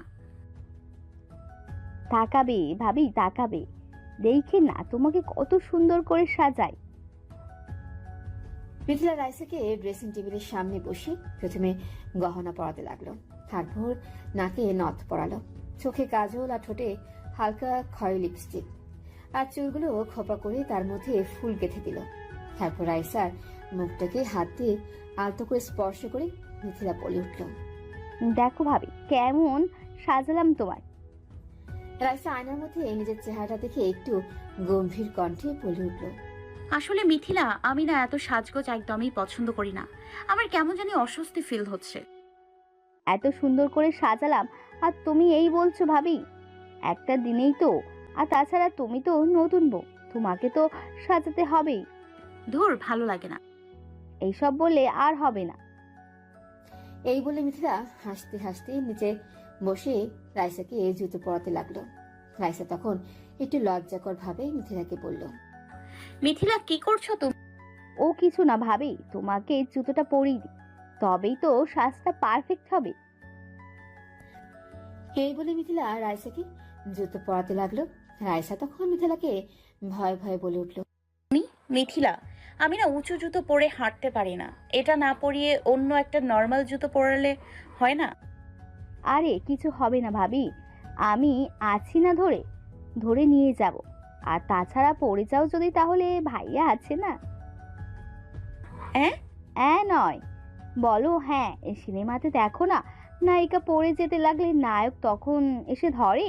উফ, কি রোমান্টিক সিন। কিন্তু মিথিলা, এটা সিনেমা নয়, বাস্তব জীবন। আমি সত্যি উঁচু জুতো পরে কমফোর্টেবল ফিল করি না। ও কোনো সমস্যা নয়, পড়ে যেতে লাগলে ভাইয়া এসে তোমাকে ধরবে। আর পারলে প্লিজ ইচ্ছে করেই পড়ে যেও। মিথিলা, আমি মরছি টেনশনে আর তুমি আমার সাথে মজা করছো। আচ্ছা সরি ভাবি, এখন চলো নিচে চলো, সবাই আমাদের জন্য অপেক্ষা করছে। যাবো, হুম, তো কি তুমি থাকবা? কিন্তু জুতোটা চেঞ্জ করব না। উফ, ভাবি চলো তো, বললাম তো আমি আছি। আমি কিন্তু সত্যি হাঁটতে পারবো না, আমাকে কিন্তু ধরে নিয়ে যেতে হবে। আচ্ছা ঠিক আছে। এই বলে মিথিলা রাইসাকে ধরে ধরে ওপর থেকে নিচ অবধি নিয়ে আসলো। নিচে আসতে মিথিলা একটু অবাক হয়ে গেল, কেননা পুরো ড্রয়িং রুমে কেউই নেই। একটু বিস্মিত কণ্ঠে নিজেই নিজেকে বলে উঠল, কি ব্যাপার, সবাই কোথায়? আমি কি একটু বেশি দেরি করে ফেলেছি? তা নয় তো কি, হ্যাঁ, যে সাজটা সাজালেই না দেরি তো আলবাত হয়েছে। দেখ, সবাই হয়তো যে যার কাজে চলে। আরে কোনো সমস্যা নেই ভাবি, এখনই আমি সবাই ডাকছি। এই বলে মিথিলা সামনের দিকে যেতেই দেখতে পেল রিয়ান সোফায় বসে গম্ভীর মনোযোগ সহকারে পেপার পড়ছে। রিয়ানকে দেখতে পেয়ে মিথিলা রাইসা দুজনের চোখ মুখে হাসির ঝলকানি দেখা যায়। মিথিলা রিয়ানকে দেখা মাত্রই রাইসাকে ছেড়ে রিয়ানের কাছে গিয়ে মিথিলা রিয়ানকে দেখা মাত্রই রাইসাকে ছেড়ে রিয়ানের কাছে গিয়ে ওর হাত থেকে পেপারটা কেড়ে নেয়। মিথিলার এরূপ কাণ্ডতে রিয়ান প্রচন্ড রাগে দাঁড়িয়ে গেল। তারপর মিথিলাকে বলল, কি হলো মিথি, তুই পেপারটা কেড়ে নিলি কেন? সারাদিন পেপার মুখ গুঁজে আর কতদিন থাকবি ব্রো? এবার একটু আমার ভাবির দিকে তাকা। মানে? রাইসা তখন খিলখিল করে হাসতে হাসতে রিয়ানকে বলে উঠল। হাই স্বামী। রাইসার গলার আওয়াজ রিয়ানের কানে আসতে রিয়ান সামনের দিকে তাকাতেই দেখতে পেল সিঁড়ির পাশে রাইসা দাঁড়িয়ে রিয়ানের দিকে তাকিয়ে রয়েছে। রিয়ান রাইসাকে নতুন রূপে কিংবা এত সুন্দর সাজে দেখেও ভালো করে ওর দিকে তাকালোই না, বরং মিথিলাকে উদ্দেশ্য করে বলে উঠল, এসব কি হচ্ছে মিথি? কি হচ্ছে মানে? তোর জন্য দেখ, ভাবিকে আমি এত সুন্দর করে সাজালাম, আর তুই কোথায় প্রশংসা না করে বলছিস কি হচ্ছে এসব? মিথিলার কথায় রিয়ান তখন হাসতে হাসতে বলে উঠল, মিথি কামন, তুই বোধহয় ভুলে গেছিস, পেতনিকে যতই সুন্দর করে সাজাই না কেন পেতনিকে পেতনিই লাগে। রিয়ানের এমন মন্তব্যে রাইসা প্রচন্ড খেপে যায়। এতটাই খেপে যায় যে কিছুক্ষণের জন্য ও ভুলেও যায় যে ওর পায়ে উঁচু জুতো আছে। প্রচন্ড রাগে রিয়ানকে উদ্দেশ্য করে বলে উঠল, কি আপনি আমাকে পেতনি বলছেন? দেখুন আপনার আমি কি এই বলেই দ্রুত হেঁটে রিয়ানের কাছে আসতেই ঠাস করে পড়ে যেতে গেলে রিয়ান তৎক্ষণাৎ গিয়ে ধরে ফেলে। রিয়ান নায়কের মতোই রাইসাকে গিয়ে ধরায়। মিথিলা আনন্দজনক ভাবে বলে উঠল, ওয়াও, ও কি সুন্দর! ভাইয়া ফাটিয়ে দিয়েছিস, পুরো ওই সিনেমার মতো। রাইসা মিথিলার কথা শুনে রিয়ানের চোখে চোখ রেখে একটু লজ্জিত স্বরেই বলে উঠল। থ্যাংক ইউ মেরা স্বামী। কথাটি শোনা মাত্র রিয়ান হিহি করে হাসতে হাসতে রাইসাকে বলল, ওয়েলকাম পেতনি। এই বলে হাসিটাকে বন্ধ করে অন্যদিকে তাকিয়ে নিজের হাত দুটো গুটিয়ে ফেলল। ব্যাস, আর রাইসা তখন ঠাস করে নিচে পড়ে যায়। রাইসাকে পড়ে যেতে দেখে মিথিলা দৌড়ে এসে রিয়ানকে গম্ভীর কণ্ঠে বলে উঠল, ভাইয়া, এটা কিন্তু সিনেমাতে হয় না। তুমি দেখি ওকে বাঁচানোর বদলে উল্টে ফেলে দিয়েছো। ও মা, কি ব্যথাটাই পেলাম। মিথিলা, এই বক রাক্ষসের সাথে কথা না বলে আমাকে প্লিজ ওঠাও। হ্যাঁ ভাবি। এই বলে মিথিলা রাইসাকে ওঠাতে লাগলো। রিয়ান তখন মুচকি হেসে এসে রাইসাকে বলে উঠল, আহারে, খুব বেশি লেগেছে তাই না? কি করব বলুন? আপনার মতো একটা চাউলের বস্তার ভার আমার মতো বাচ্চা কি নিতে পারে?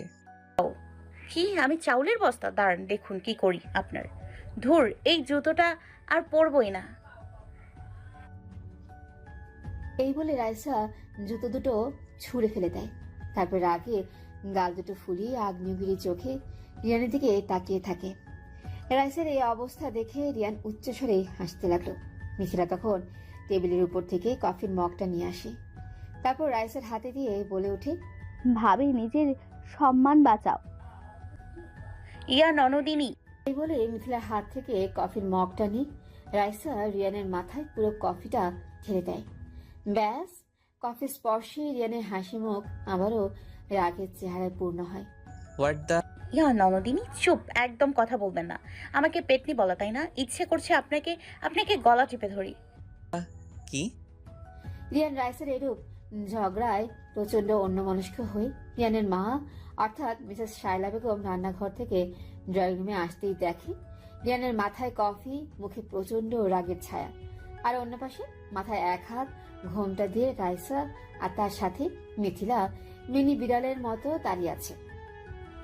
মিসেস শায়লা বেগম রিয়ানকে এই অবস্থায় দেখে বলে উঠল, এ কি রিয়ান, এই অবস্থা কেন তোমার? কি হয়েছে? কি আর হবে মম, তোমাকে দেখে যে মাথায় এক হাত ঘোমটা দিয়ে দাঁড়িয়ে রয়েছে সে আর মিথি আমার মাথায় কফি ঢেলে দিয়ে।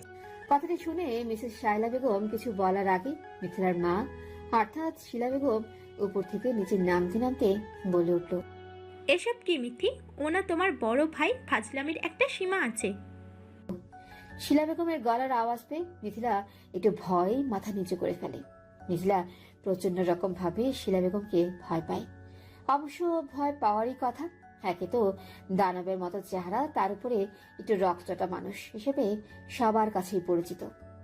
রিয়ানের মা হয়তো সম্পর্কে এবং বয়সে শিলা বেগমের বড়, কিন্তু স্বভাব, আচরণ আর চলাফেরা, কথাবার্তায় সবার শিলাকে বড় বউ হিসেবেই মনে করে। আর শিলা বেগমের সাথে বাড়ির কেউই সহজে কথা বলে না, বলার আগে অন্তত একবার হলেও ভাবে। কিন্তু একমাত্র রিয়ান যে শিলা বেগমের চোখে মনি। রিয়ানের সমস্ত আবদার শিলা বেগম অনায়াসেই পূরণ করার চেষ্টা করে। মিথিলা মাকে নিচে নামতে দেখে রাইসাকে ফিসফিস করে বলে উঠল, ভাবি, সাবধান, যে নামছে তার সামনে না একদম ভাইয়াকে নিয়ে মজা করো না, না হলে কিন্তু। এই মিথি, কি ফিসফিস করছিস রে? না মা, কিছু না। কিছু না? দাঁড়া, দেখ তোর অবস্থা আমি কি করি। সোনা মা, সোনা মা ডাকতে ডাকতে রিয়ান শিলা বেগমের কাছে গিয়ে বলে উঠল, দেখো আমার কি অবস্থা করেছে। এ কি, তোর এই অবস্থা করেছে কি? কে আর করবে, ওই যে ওই এক হাত ঘোমটা দিয়ে মেনি বিড়ালের মতো এখন যে দাঁড়িয়ে রয়েছে। রিয়ানের এমন কথা শুনে শিলা বেগম প্রচন্ড গম্ভীর কণ্ঠে বলে উঠল, বিয়ে হয়েছে একদিন না হতেই এখনই এই অবস্থা? শিলা বেগমের এমন উক্তিতে রাইসা নিচু স্বরে শিলা বেগমকে বলে উঠল, কি করব বলুন? কেউ যদি আমাকে চাউলের বস্তা বলে তাহলে আমি কি তাকে ছেড়ে দিব? চাউলের বস্তা বলেছি তো কি হয়েছে? তাই বলে তুমি ওর মাথায় কফি ঢেলে দিলে? সাহস তো তোমার কম না। শিলা বেগমের চোখে মুখে প্রচন্ড রাগের ছায়া দেখে মিথিলা ফিসফিস করে রাইসাকে বলল, ভাবি বললাম না কথা বলো না, এই খেপলো বলে। দাঁড়াও, দেখো না কি করি। এই বলেই রাইসা কাঁদতে লাগলো জোরে জোরে। রাইসার কান্না দেখে সবাই অবাক হয়ে ওর পানে তাকিয়ে রইল। শিলা বেগম আর রিয়ানের মা শায়লা বেগম বিস্মিত কণ্ঠে রাইসাকে জিজ্ঞেস করলো। এই তুমি কাঁদছো কেন? প্রশ্নটি শুনে রাইসা কান্নাটা বন্ধ করে ফুপিয়ে ফুপিয়ে শিলা বেগমকে উদ্দেশ্য করে বলতে লাগলো, আমি আপনার সম্মান বাঁচানোর জন্য এমন করলাম আর আপনি আমাকে বকা দিচ্ছেন। মানে আমার সম্মান বাঁচানোর জন্য? ভাবি এবার কিন্তু তুমি কেস খাবে। এই মেয়ে কি ফিস করছো? কই বললে না তো আমার সম্মান বাঁচানোর জন্য মানে? আসলে কি সোনামা, উনি আমাকে চালের বস্তা বলেছে। আমি তো একটা মেয়ে, তার মানে একটা মেয়েকে চালের বস্তা বলা মানে তো ওর পুরো মেয়ে জাতটাকেই চালের বস্তা বলেছে। রাইসার এমন কথা শোনা মাত্রই শিলা বেগম, মিথিলা আর শায়লা বেগম একসাথে রিয়ানের দিকে তাকিয়ে প্রচন্ড ক্ষেপে উঠল। এই কথা তো আগে ভাবিনি রিয়ান। তিনটে মেয়ে মানুষের এভাবে অগ্নিময় চোখের স্পর্শে রিয়ানের পুরো শরীর ভয় আর রাইসার প্রতি রাগে ক্রমশ ঘামাতে লাগলো। রিয়ান সোনা মায়ের দিকে তাকিয়ে আমতা আমতা করে বলতে লাগলো, সোনা মা, আমি কিন্তু এভাবে ভেবে বলিনি। ও তোমাকে মিথ্যে বলছে। এই বলে রিয়ান দ্রুত রাইসার সামনে গিয়ে ওকে চেঁচিয়ে বলে উঠল। এই মেয়ে, তুমি কি বলছো এসব? রিয়ানের কথাটি শুনে রাইসা মুচকি এসে রিয়ানকে চোখ টিপ দিয়ে বলে উঠল, কেমন দিলাম আমার হট টেম্পারেচার জামাই? ও, তার মানে এসব তুমি ইচ্ছে করে করছো? আমি তোমাকে দেখে নিব। হঠাৎ রিয়ানের মনে হলো পেছন থেকে কেউ একজন তার শার্টের কলার ধরে টানছে। কৌতূহল বর্ষে পেছনে তাকাতেই দেখে রাগান্বিত ভাবে সোনামা। এই তুই ওর সাথে কি বলছিস? আমার সাথে কথা বল। তুই মেয়েদের সম্মান করছিস? মানে না সোনা মা, ও মিথ্যে বলছে। দেখো, ও চোখ টিপ দিচ্ছে। চুপ, তুই আমার সাথে একদম আর কথা বলবি না। এই বলে শিলা বেগম দানবের মতো হাঁটতে হাঁটতে উপরে চলে গেলেন। রিয়ান কিছু সময় বক রাক্ষসের মতো রাইসার দিকে তাকিয়ে থেকে তারপর কিছু না বলেই নিজের ঘরের দিকে চলে গেল। রিয়ান চলে যাওয়ার পর শায়লা বেগম রাইসার কাছে গিয়ে আলতো করে ওর মুখে হাতটা রেখে স্নেহমাখা কণ্ঠে বলল, এই সংসার আর আমার ছেলেটাকে আগলে রেখো। রাইসা তখন সম্মানজনক ভাবে শায়লা বেগমকে সালাম করলো। শায়লা বেগম তখন হাসি মুখে রাইসাকে বলল, তুমি এখানে বসো মা, আমি সবাইকে ডেকে আনছি মা। আর হ্যাঁ মিথিলা, তুই ওর সাথে থাক। বড় মা। Mrs Shayla Begum drawing room থেকে যেতেই মিথিলা আর রাইসা একজন আরেকজনের দিকে তাকিয়ে উচ্চস্বরে হাসতে লাগলো। ভাবি তুমি তো ফাটিয়ে দিয়েছো। তা তো বুঝলাম, কিন্তু সোনামা তো রিয়ানকে অনেক ভালোবাসে। তাহলে আমার এই সামান্য কথায় ওর প্রতি এত ক্ষেপে গেল কেন? আরে ভাবি তোমার আন্দাজি ঢিলটাই তো গিয়ে গাছে লেগেছে। মানে? মানে মা পৃথিবীতে সব থেকে বেশি অপছন্দ করে কেউ যদি এই মেয়েদের অসম্মান করে। কোনোভাবে যদি কারোর কাজে মেয়েদের অসম্মানের ইঙ্গিত থাকে, ব্যাস তার আর রক্ষে নেই। সেই হিসেবে তো ভাইয়াকে কিছুই। তাই নাকি? আগে বলবেন না, তাহলে তো কাটা খাইয়ে নুনের সিটে একটু বেশিই দিতাম। ভাবি এবার কিন্তু আমি তোমার বিপক্ষে চলে যাব। আমার ভাইকে কিন্তু অত খারাপ নয় যে এমন করতে হবে, বুঝছো? কি বুঝবে দাদু ভাই? এত সুন্দর করে ডাক আর স্নেহমাখা কণ্ঠের আওয়াজ পেয়ে রাইসা আর মিথিলার সামনে তাকাতেই দেখে শায়লা বেগম একজন বৃদ্ধ মহিলাকে ধরে ধরে রাইসার কাছে নিয়ে আসছে। বৃদ্ধ মহিলাটিকে দেখে মিথিলার মুখে এক রাশ হাসি নিয়ে মহিলাটির কাছে যেতে লাগলো আর বলতে লাগলো, দিদুন তুমি এসেছো, এসো। এই বলে মিথিলা আর শায়লা বেগম দিদুনকে ধরে ধরে রাইসার সামনে আনতে রাইসার সম্মানত ভাবে দিদুনকে সালাম করলো। সালাম করে দাঁড়িয়ে দিদুনের দিকে তাকাতেই দিদুন জল চোখে শায়লাকে উদ্দেশ্য করে বলে উঠল, বড় বউ, এ তো দেখছি একেবারে রিয়ার মতো লক্ষ্মী মন্ত্র। বেঁচে থাক দাদু ভাই। দিদুনের মুখ থেকে রাইসা রিয়া নামটা শোনা মাত্রই আবারও ওর মনে প্রশ্নটা বাসা বাঁধল। কে এই রিয়া? ওই বাড়ির দেয়াল, এই বাড়ির মানুষদের মুখে তাদের মনে শুধু রিয়া কেউ। রাইসাকে এমন চিন্তার জগতে থাকতে দেখে মিসেস শায়লা বেগম বলে উঠল। কি ভাবছো মা? শায়লা বেগমের গলার আওয়াজে রাইসা ভাবনার জগৎ থেকে বাস্তবতায় ফিরে আসলো। তারপর অত্যন্ত স্নেহমাখা কণ্ঠে বলল, কিছু না মা। ও আচ্ছা, এসো তোমার সাথে বসে দুদণ্ড কথা বলি। তারপর রাইসা, দিদু, মিথিলা আর মিসেস শায়লা বেগম একসাথে বসে জমিয়ে গল্প করতে লাগলো। ঠিক এমন সময় শামসুল হক 2 ব্যাগ বাজার নিয়ে বাড়িতে ঢুকতে ঢুকতে বলতে লাগলো, কই আমার নতুন বৌমা কই?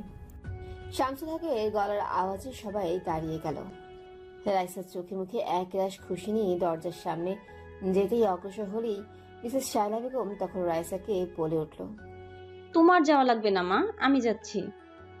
না মা, আমিই যাব। হ্যাঁ, আমার বৌমাকে এদিকে আসতে দাও দেখি।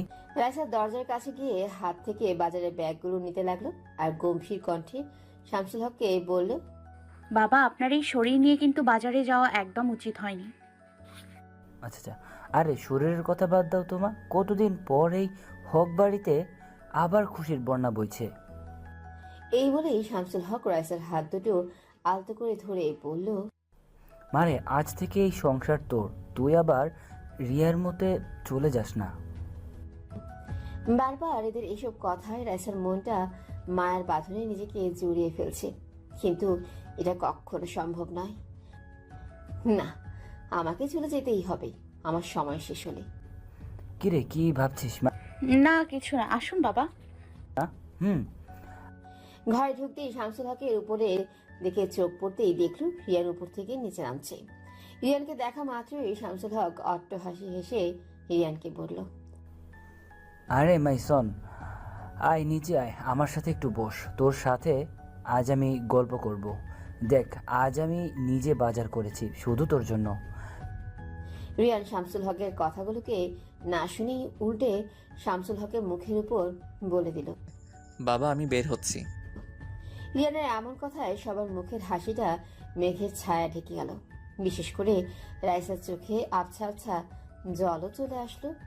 আজকে বিয়ের পরের দিন একটু পরেই অনেক লোকজন আসবে, অথচ ওই থাকবে না। তা কি হয়?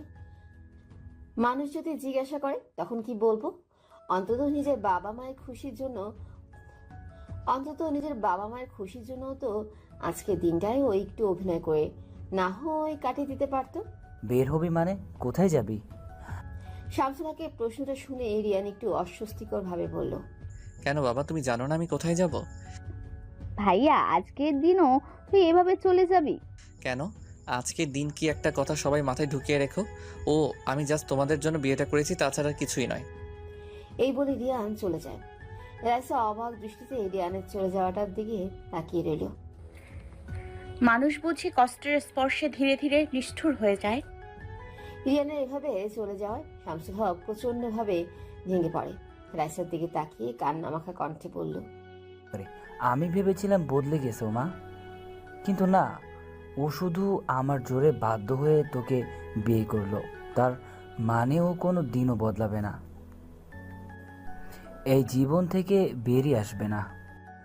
রাইসা বুঝতে পারলো না ও কি বলবে, কিন্তু ওর মুখের সামনে অসহায়ত্ব আর এক বুক ভালোবাসা নিয়ে এমন কিছু মানুষ দাঁড়িয়ে রয়েছে যাদের মধ্যে কেউ তার হারানো সন্তানকে ফিরে পেতে চায়। এক বৃদ্ধ অসহায় তার নাতিনকে চায় ফিরে পেতে, আর এক বোন তার ভাইয়াকে। ব্যাস, রাসা আর কোনো কিছু না ভেবেই মুখগুলোর দিকে কিছু সময় তাকিয়ে বলে উঠল, ধৈর্য হারাবেন না বাবা, আপনার ছেলেকে আমি আবার তার আগের জীবনে। রাইসার এমন কথায় সবার মুখে এক রাশ হাসি আর চোখে রাইসার প্রতি অগাধ বিশ্বাসের ছায়া দেখা গেল। সারাদিন নানা লোকজন প্রতিবেশী রাইসাকে দেখতে আসলো। তাদের সামনে মেকআপের আবরণে নিজের কষ্টটাকে লুকিয়ে মুখে দিব্যি হাসি রেখে দিনটা পার করে দিল। অনেক গেস্ট শামসুল হককে যতবারই রিয়ানের কথা বলেছে ততবারই তিনি কোনো না কোনো একভাবে এড়িয়ে চলে যায়। একবারও বাড়িতে না আসায় রাইসার চেহারায় ক্রমশ চিন্তার ছায়া চলে আসতে লাগলো। মিথিলাকে বারবার জিজ্ঞেস করতে লাগলো, ভাইয়া কোথায়? ভাইয়া প্রতিদিন যেখানে যায় সেখানেই গেছে। মানে? সময়ের সাথে সাথে সব বুঝে ফেলবে। যাই হোক, টেনশন করো না, দেখবি চলে আসবে। রাত 12টায় রিয়ান বাড়ি ফিরল। রিয়ানকে রুমে ঢুকতে দেখেই রাইসা তার সামনে গিয়ে শান্ত কণ্ঠে জিজ্ঞাসা করলো, এই যে মিস্টার, সারাদিন কোথায় ছিলেন? কিন্তু রাইসার উত্তরে রিয়ান কোনো জবাব না দিয়ে নিশ্চুপভাবে দাঁড়িয়ে রইল। ব্যাপারটা রাইসার খুব বেশি খারাপ লাগে। একটু আবেগীপ্রবণ হয়ে রাইসা বিছানার উপর বসে অন্যমনস্ক হয়ে মুখ ফসকে রিয়ানকে বলে ফেলল, টাকার জন্য বিয়ে করেছি বিধায় কি বন্ধু হিসেবে ভেবেও ও একটি বারও বলা যায় না কোথায় গিয়েছেন? রাইসার এমন প্রশ্নে রিয়ানের চোখে মুখে একটা ছায়া নেমে আসে, যে ছায়া রাইসাকে অনেক কথা বলতে চাচ্ছে, কিন্তু কোথায় যেন কথাগুলো বারবার হারিয়ে যাচ্ছে। অনেকক্ষণ অবধি রাইসা রিয়ানের মায়াযুক্ত মুখের পানে তাকিয়ে রইল। আর রিয়ান হয়তো একটিবারের জন্য ভুলে গিয়েছিল যে রাইসা ওর ভাড়া করা বউ। তাই বোধহয় ও রাইসার চোখের দিকে তাকিয়ে রইল কিছু সময়। তারপর হঠাৎ রাইসাকে বলে উঠল, আচ্ছা, আপনি বলতে পারবেন ভালোবাসার মানুষগুলো কেন হারিয়ে যায়? রিয়ানের এই প্রশ্নটার কোনো উত্তর রাইসা দিতে পারেনি, কেননা রাইসার জীবনে কখনোই কারো ভালোবাসা পায়নি। তাই বোধহয় জানেও না ভালোবাসার মানুষগুলো হারিয়ে গেলে কিংবা দূরে চলে গেলে কতটা কষ্টে একটা মানুষ এমন একটা আজগুবি প্রশ্ন করে। রিয়ান রাইসার থেকে এই প্রশ্নটার উত্তর না পেয়ে গম্ভীরতর ভাবে বারান্দার দিকে চলে যেতে লাগলো। ঠিক তখনই রাইসা টপ টপ করে চোখের পানি ছেড়ে রিয়ানকে উদ্দেশ্য করে বলে উঠল, রাগ করেছেন? কি করব বলুন, কেউ তো এখনো ভালোবাসেনি, তাই জানি না ভালোবাসার মানুষগুলো কেন হারিয়ে যায়।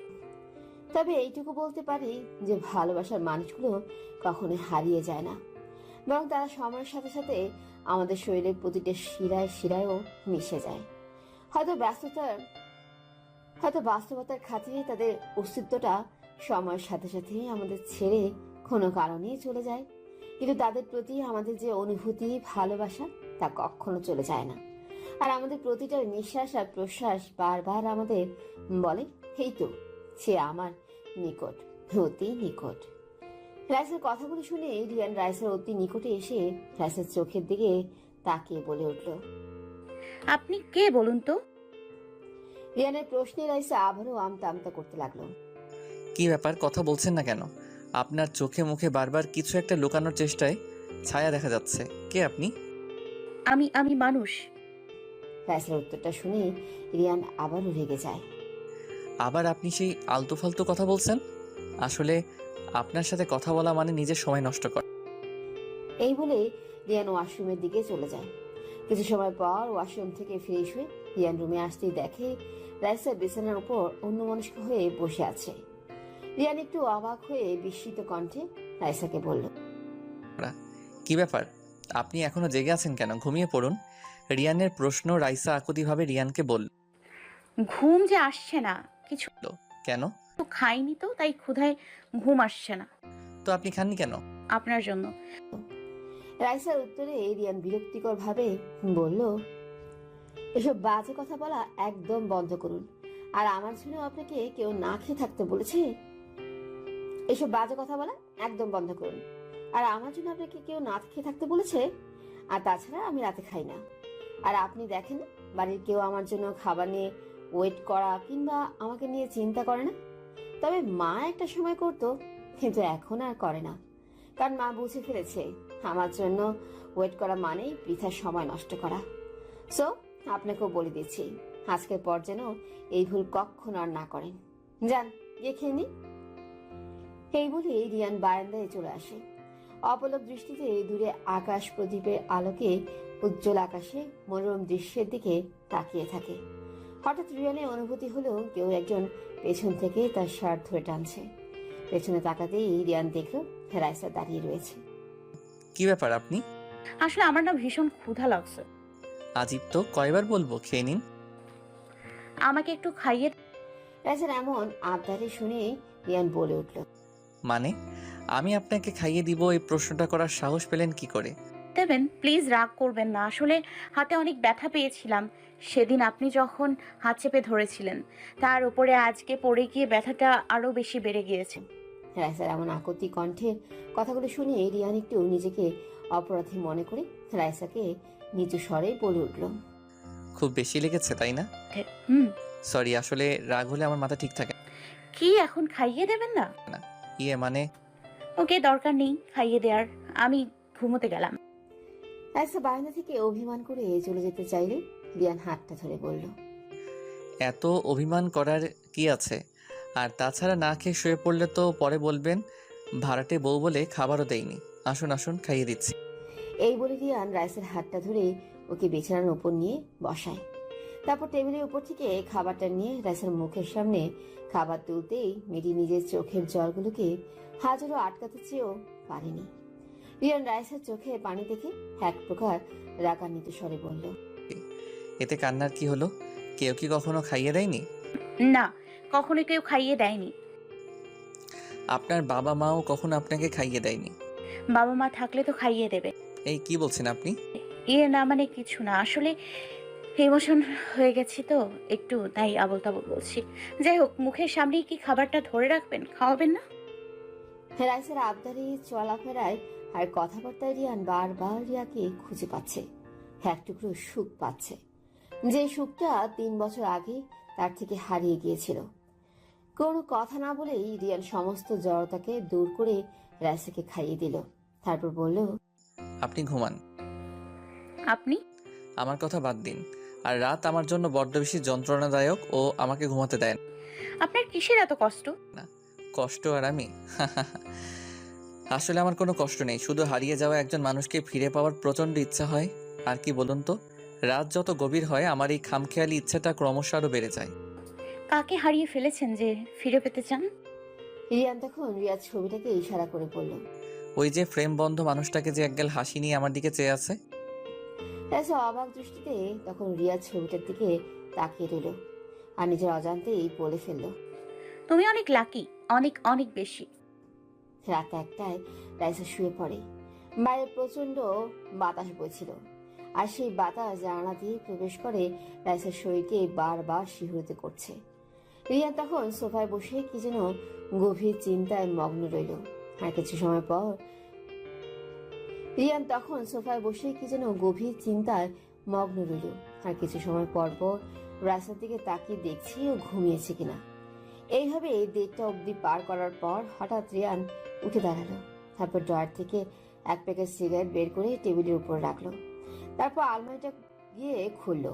রিয়ানকে আলমারি খুলতে দেখেই রাইসা বুঝতে পারলো ও কেন আলমারি খুলছে। রাইসা উঠে বসলো। তারপর রিয়ানকে জিজ্ঞেস করলো, আপনি কি এখন ড্রিঙ্ক করবেন? তা জেনে আপনার কি করবেন? আর তাছাড়া আপনি এখনো ঘুমাননি কেন? এই বলে রিয়ান ব্যস্ত হয়ে গেল মদের বোতলগুলো খুঁজতে। ঠিক তখনই রাইসা বলল, আপনি যা খুঁজছেন সেটা ওখানে নেই। রিয়ান রাইসার এরূপ কথায় প্রচন্ড রেগে যায়। ধুম করে আলমারিটা লাগিয়ে রাইসার কাছে এসে উঁচু গলায় বলতে লাগলো, আপনার সাহস কিভাবে হলো আমার জিনিসে হাত দেওয়ার? ওগুলো আমাকে দিয়ে দিন না, আমি দিব না। দেখুন, এগুলো খাওয়া। বলছি। Shut up, just shut up and please আমাকে ওগুলো দিয়ে দিন। আমি বলছি না, আমি দিব না। ওকে ফাইন, দেওয়া লাগবে না।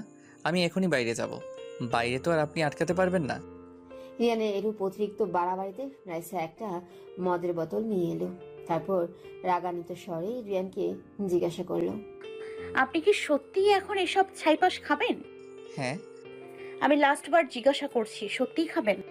আমিও লাস্ট অ্যান্ড ফাইনাল অ্যান্সার বলছি, ইয়েস ইয়েস, আন্ডারস্ট্যান্ড। রিয়ান কথাটা বলার পর রাইসা মুচকি হাসতে লাগলো। তারপর বলতে লাগলো, আপনি এটা খাবেন তাই তো? ওকে, দেখি আপনি খান কি করে। এই বলে রাইসা মদের বোতলটা খুলে পড়লো। আপনি যদি এটা খান তাহলে আমিও খাবো। রিয়ান অট্ট হাসি হেসে পড়ল, কি আপনি খাবেন? দেখি, সাহস থাকলে খেয়ে দেখান তো। আমি কিন্তু সত্যি সত্যি খাবো। খান না, আপনাকে মানা করছে কেউ? কথাটি বলা মাত্রই রাইসা মদের বোতলটা খুলে এক ঝোঁক মুখে নিয়ে নিল। অতঃপর না খেয়ে গাল দুটো ফুলিয়ে অবাকভাবে রিয়ানের দিকে তাকিয়ে রইল। রিয়ান রাইসার এই অবস্থা দেখে অবাক হয়ে গেল। এই কি আপনি সত্যি সত্যি? নিন এবার গিলুন তো দেখি খেতে পারেন কিনা। রাইসা রিয়ানের কথাগুলো শোনা মাত্রই মুখে যেটুকু মদ নিয়েছিল তা পুরোটাই রিয়ানের মুখে ছুঁড়ে ফেললো। ইয়া, কি বিশ্রী গন্ধ, কি বিশ্রী স্বাদ। আপনি এটা খান কি করে? হেইও কি করলেন? আমার মুখে ছুঁড়ে মারলেন, তাও আবার আপনার মুখেরটা। এই বলে রিয়ান প্রচন্ড ক্ষেপে রাইসার হাতটাকে চেপে ধরতে দেখে রাইসা হাসছে। এই কি আপনি হাসছেন কেন? রাইসা রিয়ানের শার্টের কলার টেনে ধরে বলে, এই হট টেম্পারেচার আমার মাথাটা কেমন জানি ভনভন ভনভন করে ঘুরছে। এসব কি বলছেন? আমি এটা খাবো। এই বলে রাইসা বোতলটা নিয়ে গড়গড় করে খেতে লাগলো। রিয়ান রাইসার হাত থেকে বোতলটা নিয়ে কোনোভাবেই ওকে সামলালো। বোতলটা নিতেই অমনি অবুঝ শিশুর মতো রাইসা রিয়ানকে শক্ত করে 2 হাত দিয়ে ধরে বলে উঠলো, এই ছেলে, তুই এমন কেন? সারাদিন এত রাগ করিস কেন? এই কি আপনি আমাকে তুই বলছেন? গেছে গেছে, কেন যে খেতে বললাম। এ তো দেখি সত্যি সত্যি খেয়ে ফেললো। হাসছেন কেন পাগলের মতো? রাইসা রিয়ানকে জড়িয়ে ধরে বলল, হাসবো না। এই, তুই জানিস না বউকে আপনি বলতে নেই, তুমি বলতে হয়। না, একে আর বেশিক্ষণ এভাবে রাখা যাবে না, না হলে পরে বিপদে পড়তে হবে। রাইসা রিয়ানের গালে আলতো করে একটা থাপ্পড় দিয়ে খিলখিল করে হাসতে লাগলো। রিয়ানও তখন ওকে কন্ট্রোল করার জন্য পাগলের মতো হাসতে লাগলো। রাইসা বাচ্চাদের মতো কাঁদতে কাঁদতে তখন বলল, এই টেম্পারেচার, তুই সকালে আমায় চাউলের বস্তা বলে ফেলেছিস, এখন তুই আমায় কোলে নিবি। হ্যাঁ? নয় হ্যাঁ, না হলে আমি আমি আপনি কি করবেন? আমি আমি এখন সোজা মায়ের কাছে চলে যাব। এই না, নিচ্ছি, কোলে নিচ্ছি। রিয়ান বিরক্তিকর ভাবে নিজে নিজেকেই বলতে লাগলো। বোঝো রিয়ান, চাউলের বস্তা বলা এখন কতটা কষ্ট করতে হচ্ছে। এই বলে রিয়ান রাইসাকে কোলে নিল। রাইসাকে কোলে নেওয়া মাত্রই রাইসা উচ্চস্বরে হাসতে লাগলো আর বাচ্চাদের মতো ন্যাকামি করতে করতে বলল, এই ছেলে, তোর কিসের এত কষ্ট? তুই কেন এসব খাস? রাইসার প্রশ্নটা শুনে রিয়ান অনেকক্ষণ রাইসার দিকে তাকিয়ে রইল। তারপর জানি না, ব্যাস বুকের মাঝখানটায় ব্যথা করে বিদায়। একটু তোর কষ্টের ভাগটা আমায় দিবি?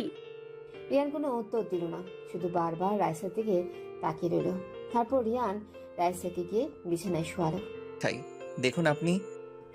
কথাটি বলা মাত্রই রাইসা একটা থাপ্পড় দিয়ে বলল, এই ছেলে, আবার আপনি?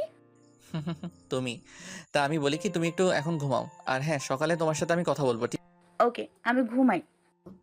রাইসা রিয়ানের কথায় মানিয়ে যাওয়ায় রিয়ান দীর্ঘ নিঃশ্বাস ফেলে পড়ে উঠল, যাক বাবা, বাঁচলাম। কিন্তু পরক্ষণেই রিয়ানের দীর্ঘ নিঃশ্বাসটা নিস্তব্ধ হয়ে যায়। নিচের দিকে তাকাতেই রিয়ান দেখে রাইসা ওর হাঁটুতে মাথা রেখে ওর হাতটাকে শক্ত করে আঁকড়ে ধরে ঘুমের দেশে ডুব দিয়েছে। বাইরে তখন ঝিঝি পোকার ডাক আর হিম হিম বাতাস। নিশ্চুপ পরিবেশ রিয়ানকেও বাধ্য করলো রাইসার এভাবে ঘুমিয়ে থাকাটাকে উপভোগ করতে। রিয়ানও তখন মায়ার দৃষ্টিতে রাইসার মুখের দিকে চেয়ে রইল। বাইরে তখন আকাশে চাঁদের হাট বসেছিল, আর সেই চাঁদের হাটের চাঁদটার আলো জানালা দিয়ে একদম রাইসার মুখের উপর এসে পড়ল। সেই চাঁদের আলোয় যেন মেয়েটিকে একটু বেশি সুন্দর লাগছে, আর এতটাই সুন্দর লাগছিল যে কিছু সময়ের জন্য রিয়ান হয়তো নিজের বাস্তবতার কাছ থেকে কল্পনার আকাশে ডুব দেয়। যে আকাশ মানুষকে এক টুকরো সুখ দেয়, আর মানুষও সুখ বিলাসী হয়ে সেই সুখটাকে হাত পেতে নেয়। রাইসা হঠাৎ মিথিলার গলার আওয়াজ পেয়ে লাফ দিয়ে উঠে বসে, তারপর চোখ কসলাতে কসলাতে মিথিলার দিকে তাকাতেই মিথিলা বলে উঠল, আমি আজকে এত বেলা অবধি ঘুমালাম। হুম আচ্ছা, বাড়ির সবাই উঠে গেছে তাই না? ইভেন ভাইয়াও আজকে খুব তাড়াতাড়ি ঘুম থেকে উঠে গেছে, নিচে ব্রেকফাস্টও করতে চলে গেছে। কি বলছো? সত্যি বলছি, বিশ্বাস না হলে নিজে চোখে দেখবে, চল। রাইসা খুব তাড়াতাড়ি মাথায় ঘোমটা দিয়ে মিথিলার হাতটা ধরে ঘর থেকে বেরিয়ে নিচে নেমে আসলো। রাইসা আর মিথিলা নিচে নামতেই রাইসার চোখ প্রথমে গিয়ে রিয়ানের উপর পড়ে। রিয়ান রাইসাকে দেখা মাত্রই অন্যদিকে মুখ ফিরিয়ে নেয়। কি ব্যাপার, উনি মুখ ফিরিয়ে নিলেন কেন? কালকে রাতে আমি কি কিছু করেছি? আর তাছাড়া ওনার মুখেও আমার প্রতি অনেক ক্ষোভ দেখা যাচ্ছে। রাইসাকে এভাবে দাঁড়িয়ে চিন্তা করতে দেখে মিসেস শীলা বেগম গম্ভীর কণ্ঠে বলে উঠল, এই যে মেয়ে, ওইখানে দাঁড়িয়ে কি ভাবছো? বাড়ির বউ হয়ে বেলা অবধি ঘুমোনো, এখন আবার দাঁড়িয়ে ধ্যান করা। তোমার জন্য কি আমরা না খেয়ে বসে থাকবো আজকে? উঁচু গলায় শীলা বেগমের এমন বকাবকিতে রাইসা প্রচন্ড ভয় পেয়ে যায়। মিসেস শায়লা বেগম রাইসার চোখে মুখে ভয়ের ছায়া দেখে শীলাকে ধমক দিয়ে বলল, আহ ছোট, এসব করছিস কেন? সরি, ছোট, এমন করছিস কেন? আর তাছাড়া ওকে আমরা কেউই এই বাড়ির বউ ভাবি না, বরং মেয়ে ভাবি। সুতরাং তুইও তাই ভাবতে চেষ্টা কর। এই বলে মিসেস শায়লা বেগম রাইসাকে উদ্দেশ্য করে বলল, তুমি ওর কথায় কিছু মনে করো না। এসো মা, খেতে এসো। রাইসা এদের এত ভালোবাসা, স্নেহ আর অগাধ ভরসার ছোঁয়ায় বারবার নিজেকে দমিয়ে দিতে চাইছে। বারবার তার মন বলছে, না, এভাবে আর আমি এদের ঠকাতে পারবো না। কি হয়েছে তোমার ভাবি? আসো। ও হ্যাঁ, আসছি। খাওয়ার টেবিলে রাইসা রিয়ানের পাশে বসতেই রিয়ান মুখের মধ্যে প্রচন্ড রাগ আর ক্ষোভ নিয়ে টেবিলের দিকে তাকিয়ে থাকে। রিয়ানের এই অবস্থা দেখে রাইসা ওর দিকে আর চোখে অনেকক্ষণ তাকিয়ে থাকে। এক পলকের জন্য রিয়ানেরও তখন রাইসার দিকে চোখ পড়ে, কিন্তু পরক্ষণেই ও মুখ ফিরিয়ে নেয়। রাইসা তখন বিড়বিড় করে বলতে লাগলো, কি হলো এর আবার? কে জানে, টেম্পারেচার তো তাই ক্ষণে ক্ষণে হয়তো বদলে যায়। সবার ব্রেকফাস্ট শেষ হওয়ার আগেই রিয়ান উঠে চলে যায়। রিয়ানের চলে যাওয়া সবাইকে ভাবায়, কেননা ও ঠিক করে ব্রেকফাস্টটাও করেনি, বরং চামচ নিয়ে বসে থেকে চিন্তার জগতে মগ্ন ছিল। রিয়ানের এভাবে না খেয়ে চলে যাওয়ায় মিস্টার শামসুল হক একটু হতাশায় ভুগে। শামসুল হকের ক্লান্তি বোধের চেহারা দেখে রাইসা শামসুল হককে সান্ত্বনা দেওয়ার জন্য বলল, বাবা, আপনি চিন্তা করবেন না, আমি এক্ষুনি খাবারটা নিয়ে ওকে দিয়ে আসছি। হয়তো এখানে আমার সাথে খেতে বসেও অস্বস্তি ফিল করছিল, তাই বোধহয় চলে যায়। হ্যাঁ মা, তুই তাই কর। রাইসা ব্রেকফাস্ট নিয়ে উপরে যেতেই একটু ভয় পেয়ে যায়। রিয়ান ঘরে বিছানার উপর বসে মুখটাকে এমন ভাবে করে রেখেছে যে ও এখন যাকে সামনে পাবে তাকেই মেরে ফেলবে। একটু ভয়ে ভয়ে রাইসার রুমে ঢুকেই বলে উঠল, কি হলো, আপনি না খেয়ে চলে আসলেন কেন? রিয়ান কোনো উত্তর না দেওয়ায় রাইসা খাবারটা টেবিলের উপর রেখে রিয়ানকে বলল, কি হলো আপনার, আমাকে বলুন। রাইসা কথাটি বলা মাত্রই রিয়ান উঠে দাঁড়ালো। চোখে মুখে এক রাশ রাগ আর অভিযোগ নিয়ে রাইসার দিকে ক্রমশ এগিয়ে যেতে লাগলো।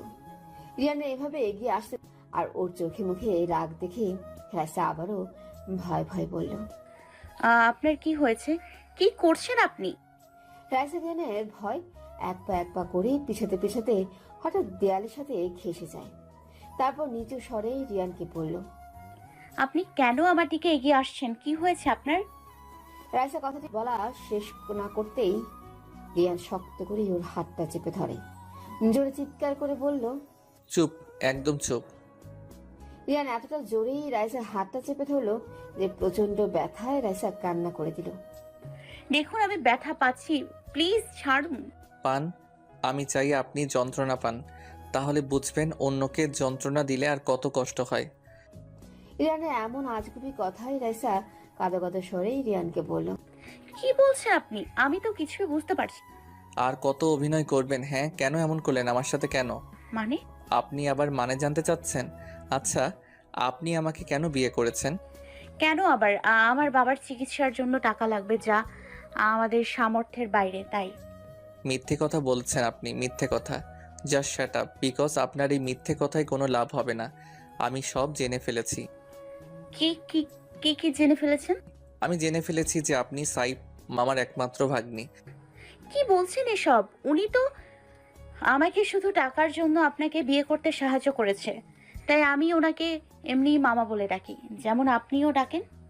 ও তাই? তাহলে ওনার নাম্বার আপনার ফোনে মামা দিয়ে সেভ করা কেন? অ্যান্ড উনি কেন আপনাকে সকালে ফোন দিয়ে বলবে? রাইসা মা, একটু হসপিটালে আয়, একজন পেশেন্টের ব্যাপারে তোর সাথে কথা আছে।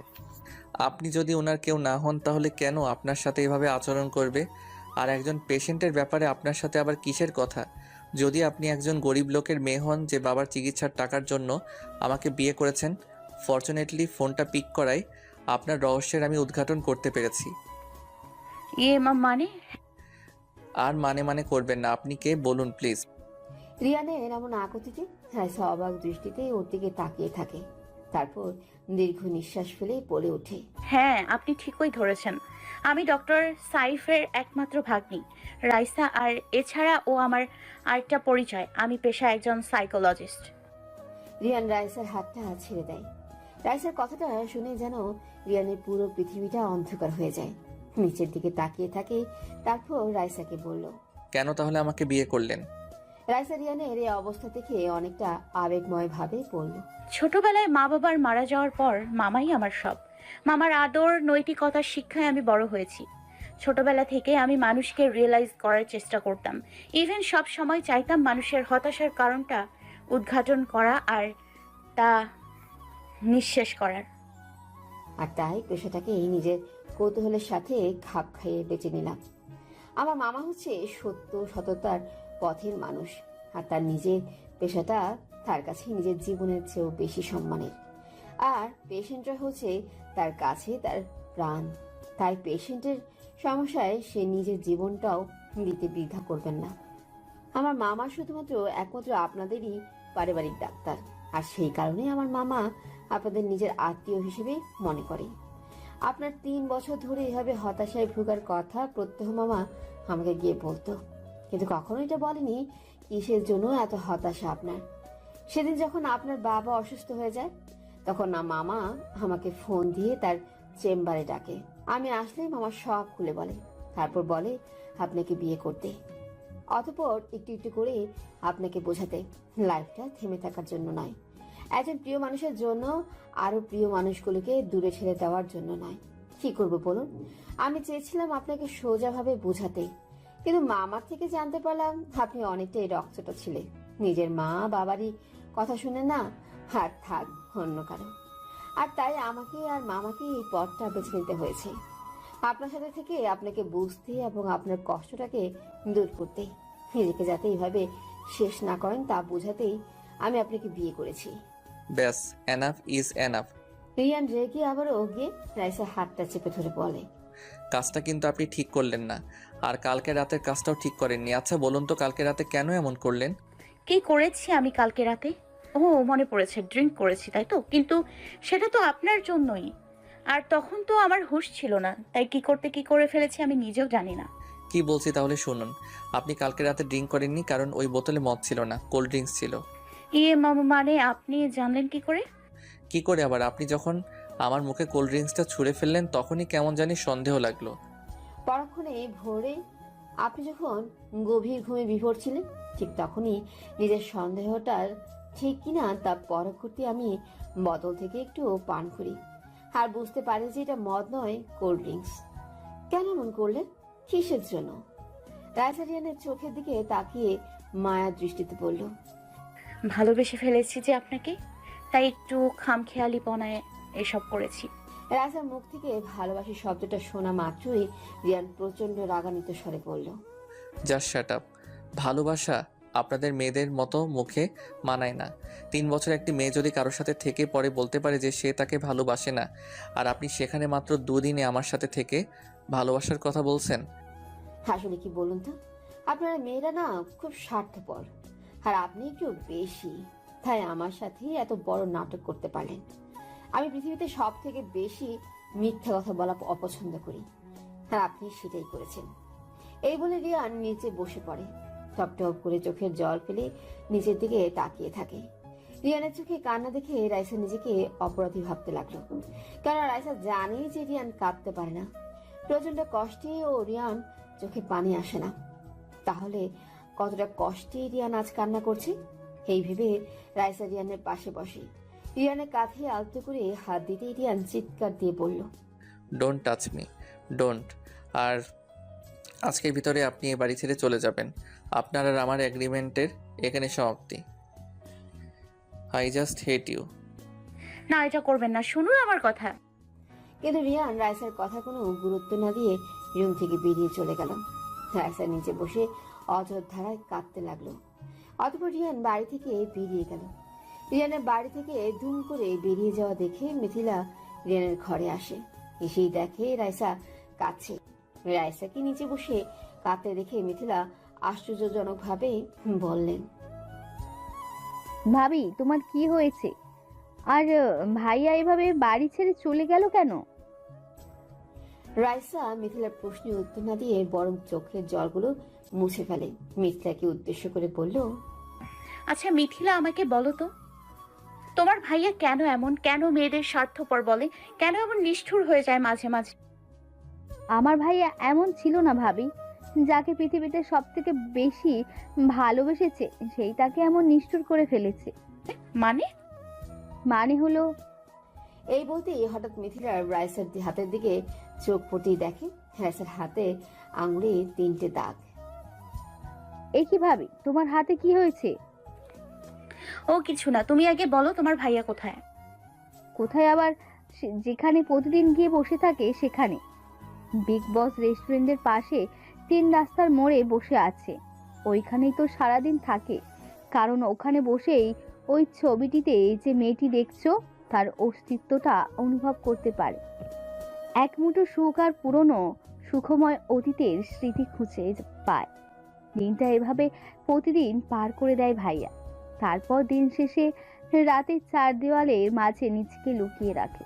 গত 3 বছর ধরে এটাই ভাইয়ার জীবনের ইতিহাস। তুমি ভেবো না, দিন শেষে ঠিকই কালকের মতো বাড়ি ফিরে আসবে। কিন্তু তোমার কি হয়েছে? আর তাছাড়া ভাইয়াকে যাওয়ার সময় চোখ মুখ এত লাল দেখছি কেন? কিছু না মিথিলা, প্লিজ আমাকে একটু একা থাকতে দাও প্লিজ। মিথিলা চলে যাওয়ার পর রাইসা একা ঘরে অনেকটা সময় বসে থাকে। প্রচুর কান্নাও করে, কিন্তু কেন সে নিজেও জানে না। কার জন্য কাঁদে? রিয়ানের জন্য, যে অন্য কারো ভালোবাসার আবেশে নিজেকে আবিষ্ট করে রেখেছে? না, একে নিয়ে একদম ভাববো না। এত একটা স্বার্থপর শুধু আমাকে কষ্টই দিচ্ছে, তাহলে কেন ভাববো ওর কথা? রাইসা এরকম নানা কথা বলেই নিজেকে কোনো একভাবে কন্ট্রোল করে রুম থেকে বেরিয়ে এলে তারপর বাড়ির সবার সাথে হাসি খুশিতে দিনটা পার করে দিল। একটি বারের জন্য কাউকে বুঝতে দিল না ওর কষ্টটা। কেননা রাইসের মানুষগুলোর মুখের হাসিটা দেখে তার কষ্টটাকে আড়াল করে রাখে। শুধু একটা ভাবনা এই রাইসার, রিয়ানের সেই কথাটি। আজকের ভেতরে চলে যেতে, তাহলে আমি কি হেরে গেলাম? বাবাকে যে বলেছিলাম ওকে আবার আগের জীবনে ফিরিয়ে দিব, তার আমি কি করতে পারবো না? সারাদিন রিয়ানের ভাবনা করতে করতে রাইসা দিনটা পার করে দিল। দিনের আলো ডুবে আকাশে রাতের তারা দেখা দিয়েছে, কিন্তু রিয়ানের তাও কোনো খোঁজ নেই। ঘড়ি কাটা দিকে তাকিয়ে তাকিয়ে রাত 8টা অব্দি পার করে দিল রাইসা, কিন্তু রিয়ানের তাও কোনো খবরই নেই। ফোন দিল রিয়ানের নাম্বারে রাইসা, কিন্তু বারবার সুইচ অফ বলছে। রাইসা ভয়ে ভয়ে বিড়বিড় করে বলতে লাগলো, উনি আবার কিছু করে বসেনি তো? না, আমাকে ওনার কাছে যেতে হবে, ওনাকে বাড়িতে ফিরিয়ে আনতেই হবে। এই বলে রাইসা খুব দ্রুত বাড়ি থেকে বের হয়ে গেল। মিথিলার কাছ থেকে অ্যাড্রেসটা নিয়ে গাড়িতে উঠে গেল। অতঃপর ড্রাইভারকে কাঁদতে কাঁদতে বলল, মামা তাড়াতাড়ি একটু চলেও না, আমাকে ওনাকে বাঁচাতে হবে। আচ্ছা, উনি আবার আবেগের বশে কিছু করবে না তো? সারাটা রাস্তায় সব আলতু ফালতু চিন্তা করতে করতে রাত ঠিক 9টায় রাইসা সেই জায়গাটায় গিয়ে পৌঁছায়। গাড়ি থেকে নামতেই রাইসার শরীর শীতল বাতাসের স্পর্শে কাঁপতে লাগলো, কিন্তু রাইসা সেদিকে খেয়াল না করে চারপাশে রিয়ানকে খুঁজতে তাকাতে একটু ভয় পেয়ে যায়। অবশ্য ভয় পাওয়ারই কথা, মাঝ রাস্তায় একা একটা মেয়ে দাঁড়িয়ে, তার উপর চারপাশটা অনেক নির্জন অন্ধকার, তার মাঝে কিছুই দেখা যাচ্ছে না। রাইসা ভয়ে ভয়ে রিয়ানকে ডাকতে লাগলো। হঠাৎ দেখতে পেল রোডের ওপারেই কেউ একজন রাস্তার কিনারায় বসে আছে। অন্ধকার আর দূরত্বটা বেশি হয় বোঝাই যাচ্ছে না কে বসে আছে। তাই রাইসা রাস্তা পার হয়ে ওপারে গিয়ে ওই লোকটির কাছে যেতেই রাইসা দেখতে পেল রিয়ান এক হাতে নেশার বোতল আর মুখে অভিশাপ নেকুটি নিয়ে বসে আছে। রাইসা রিয়ানের এই অবস্থা দেখে কাঁদতে কাঁদতে ওর মুখ থেকে সিগারেটটা টান দিয়ে ফেলে দেয়। তারপর ওকে ধমক দিয়ে বলে, কি ভাবেন নিজেকে দেবদাস? শুনুন, আমার সামনে একদম এসব খাবেন না। আর সারা দিন বাড়ি ফেরেননি কেন? রিয়ান রাইসার কথাগুলো শুনিয়ে অট্ট হাসি হেসে রাইসার মুখে আলতো করে হাত দিয়ে বলল, আচ্ছা বলতে পারেন ও আমাকে ছেড়ে কেন চলে গেছে? আমার ভালোবাসায় কি কমতি ছিল? দিনের পর দিন কেন আমাকে মিথ্যে কথা বলেছে, কেন আমার সাথে ভালোবাসার অভিনয় করেছে? ও বুঝে না আমার ওর জন্য খুব কষ্ট হয়। কে? কার জন্য কষ্ট হয় আপনার? আমাকে বলুন, আপনার কিসের এত কষ্ট? কষ্ট? আপনি শুনতে চান? তাহলে শুনুন। আমার ঘরের ফ্রেমে বন্দি থাকা যে মানুষটা ছবি দেখছেন, জানেন ওই মানুষটাকে আমি না বড্ড বেশি ভালোবাসতাম। এত বেশি ভালোবাসতাম যে ওর জন্য নিজের জীবনকেও বাজি রাখতে দ্বিধাবোধ করতাম না। 2 বছরের রিলেশন ছিল রিয়ার সাথে আমার। ও না আমাকে অনেক ভালোবাসতো। 2 বছর পর ফ্যামিলির মত অনুযায়ী আমাদের বিয়ে হয়। যেদিন আমাদের বিয়ে হয় সেদিন ছিল পৃথিবীতে বোধহয় নিজেকে সবচেয়ে বেশি সুখী মানুষ মনে হয়েছিল। কিন্তু ধীরে ধীরে সেই সুখটা হারিয়ে যায়। বুঝতে পারিনি যে চাঁদের আলো শুধু চাঁদের জন্য, দিনে তার কোনো স্থান নেই। একটা বছর যেতে না যেতেই ওরা আমার সাথে ছোটখাটো ব্যাপার নিয়ে ঝগড়া করতে লাগলো। কিন্তু আমি সেই ঝগড়াটাকে 4 দেয়ালের ঘরের মাঝেই আবদ্ধ করে রাখতাম। জানতে দিইনি কাউকেই, কিন্তু বেশি দিন হবে আর মানিয়ে নিতে জানতে দিইনি কাউকে, কিন্তু বেশি দিন হবে আর মানিয়ে নিয়ে চলতে পারলাম না। একদিন ওর সাথে আমার প্রচুর পরিমাণে ঝগড়া হয়, আর ও তখন আমার কাছে ডিভোর্স চায়। ইভেন এটাও বলে আমাকে ও অন্য কাউকে ভালোবাসে, সো তার সাথে সে সংসার করতে চায়। কথাগুলো শুনে সেদিন থমকে গেলাম। বুঝতে পারছিলাম না ওকে কি বলবো। শুধু ভাবলাম, এ কি সেই রিয়া যে আমাকে ছাড়া কিছুই বুঝতো না? এ কি সেই যে আমাকে সব থেকে বেশি ভালোবাসতো? অনেকবার নিজের কষ্টটাকে কন্ট্রোল করেই ওর সাথে মানিয়ে নিলাম। ওর কাছে বারবার মাথা নিচু করে বললাম, প্লিজ আমাকে ছেড়ে যেও না। কিন্তু ও শুনলো না, আমাকে একা ছেড়ে চলে গেল। একটি বারের জন্য ফিরে তাকালো না। আর সেই যে গেল আর ফিরেই আসলো না। কিন্তু আমি ওর অপেক্ষায় আজও আছি। রোজ ওর জন্য এখানে বসে থাকি। কেননা আমাদের যখন রিলেশন ছিল তখন আমরা এখানে সব থেকে বেশি সময় কাটাতাম। আচ্ছা আপনি বলুন তো, মীরা কেন এমন হয়? আর সময়ের সাথে সাথে ভালোবাসাটা কেন কমেছে? রিয়ানের কথাগুলো শুনে রাইসা চুপচাপ রিয়ানের পাশে বসে রইল। তারপর নিজের চোখের বানাগুলো মুছে বলে উঠল, লিসেন, এভাবে জীবনটাকে ভাববেন না। একজনের জন্য 10 জনকে খারাপ ভাববে না। রাস্তা দিয়ে প্রতিদিন কলেজ যাওয়া মেয়েটিকে যখন রাস্তার বখাটে ছেলেরা ইফটিজিং করে, তখন সেই মেয়েটি যদি ভাবেই যে সব ছেলে এক, তাহলে রোজ এসে যে বাবার কোলে বসে নিজের সারা দিনটা কেমন গেছে তা প্রকাশ করে, তাকেও তো সে ওই বখাটেদের তালিকায় ভাবত। আর ভালোবাসা তা কখনোই সময়ের সাথে কমে না, বরং একটু একটু করে বাড়ে। আর কি বলেন তো, আসলে ভুলগুলো আমাদেরই হয়, হাতে আমরা অন্য কারোর উপর চাপিয়ে দেই। আসলে আমরা যখন সত্যিকারের ভালোবাসি কাউকে, তখন আমরা নিজেদের অজান্তেই ভালোবাসার মানুষটাকে নির্বাচন করতে ভুল করে ফেলি।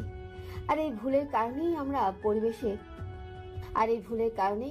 পরিশেষে কষ্ট পাই, যেমন আপনি এখন পাচ্ছেন। আর কেন জীবনটাকে এমন ভাবে থামিয়ে দিতে চাচ্ছেন? মনে রাখবেন, ছোটবেলা যখন হাঁটতে গিয়ে হোঁচট খেয়ে পড়ে যেতেন, তখন হয়তো অনেকে এসে হাতটি বাড়িয়ে দিত উঠে দাঁড়াবার জন্য। কিন্তু বড় হওয়ার সাথে সাথেই এখন পারলেই সেই মানুষগুলোই আপনাকে ফেলে দিতে চাইবে।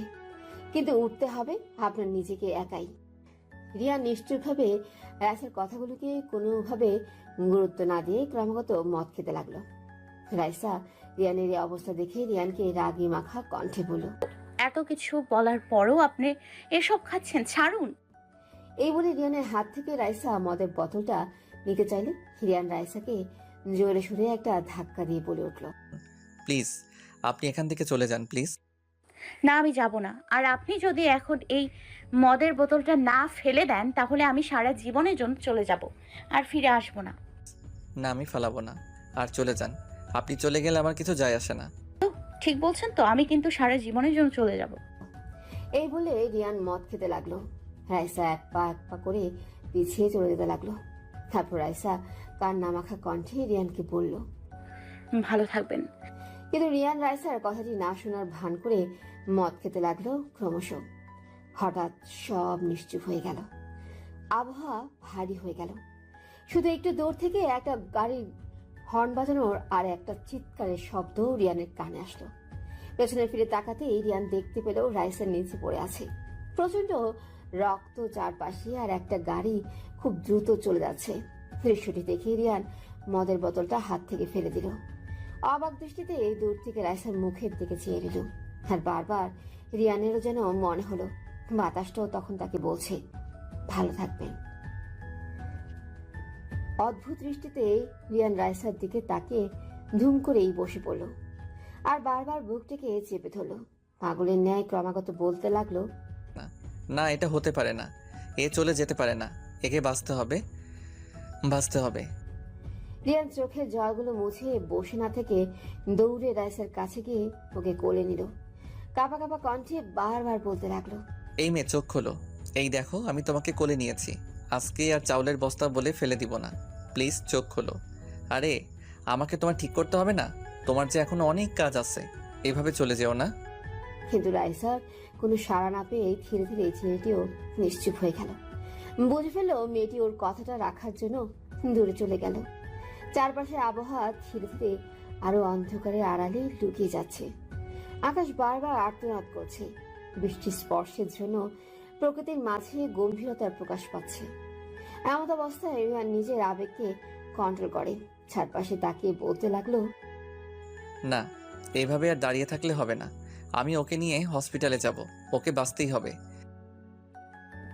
এই বলে রিয়ান তাড়াতাড়ি রাইসাকে নিয়ে গাড়িতে উঠে বারবার ড্রাইভারকে উদ্দেশ্য করে বলতে লাগলো, এই তুমি তাড়াতাড়ি চালাও প্লিজ, ওকে ওকে আমি কোথাও যেতে দিব না। এই ইউ আমার সাথে ঝগড়া করবে না, লিসেন আমার ভুল হয়েছে, প্লিজ ফিরে এসো। ড্রাইভারও রাইসার এই অবস্থা দেখে খুব দ্রুত গাড়ি চালাতে লাগলো। কিন্তু রিয়ানের মনে হচ্ছে পথটা যেন আজ শেষই হচ্ছে না। আসলে আমাদের লাইফে আমরা এমন কিছু সিচুয়েশনে পড়ি যখন আমাদের অপেক্ষার প্রহরটা অধিক হয়, কিন্তু অপেক্ষা করার ইচ্ছেটা স্বল্প থাকে।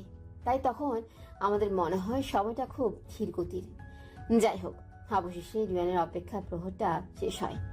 রাইসাকে নিয়ে হসপিটালে আসতেই দূর থেকে সাইফ রিয়ানের কোলে রাইসাকে দেখা মাত্রই দৌড়ে আসলো।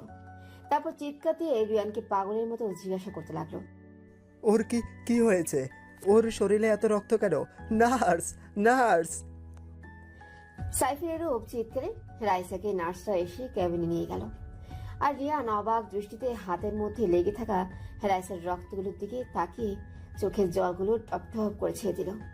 নিজের চোখের জলগুলো যখন গাল বেয়ে নিচে পড়তে লাগলো, তখন ও বিস্মিত কণ্ঠে নিজেকে বলতে লাগলো, আমি কাঁদছি, আমি রিয়ান হক কাঁদছি। এই মেয়ে কই তুমি? তুমি সফল হয়েছো, দেখো এই রিয়ান হককে তার জমাটবদ্ধ কষ্ট থেকে এক পশলা বৃষ্টির স্পর্শে আজ মুক্ত পেয়েছে। কই তুমি, কই? Please come back. রিয়ানের পাগলের মতো এরূপ আচরণ আর ওর চোখের জল দেখে সাইফ অনেকটা বেশি অবাক হয়। রিয়ানের কাছে এসে ওর মাথায় হাত দিয়ে বলে উঠল, রিয়ান, ওর কি হয়েছে? রাইচা কেন কথা বলছে না? রিয়ান সাইফের প্রশ্নগুলো কোনো উত্তর না দিয়ে নীরবতা আড়ালে বসে শুধু অঝোর ধারায় চোখের জল ফেলতে লাগলো। সাইফ রিয়ানের এই অবস্থা দেখে ওর সাথেই আর কথা না বলে সোজা রাইসার কাছে চলে গেল। আর এদিকে রিয়ান নিজেকে কোনোভাবেই কন্ট্রোল করে মিস্টার শামসুল হককে ফোন দিল আর রাইসার অ্যাক্সিডেন্টের ব্যাপারটা বলল। আধ ঘন্টার ভিতরে রিয়ানদের বাড়ির সবাই চলে আসতো। মিথিলা এসে রিয়ানকে জড়িয়ে ধরে কাঁদতে কাঁদতে বলল, ভাইয়া কিভাবে ভাবির এই অবস্থা হয়েছে?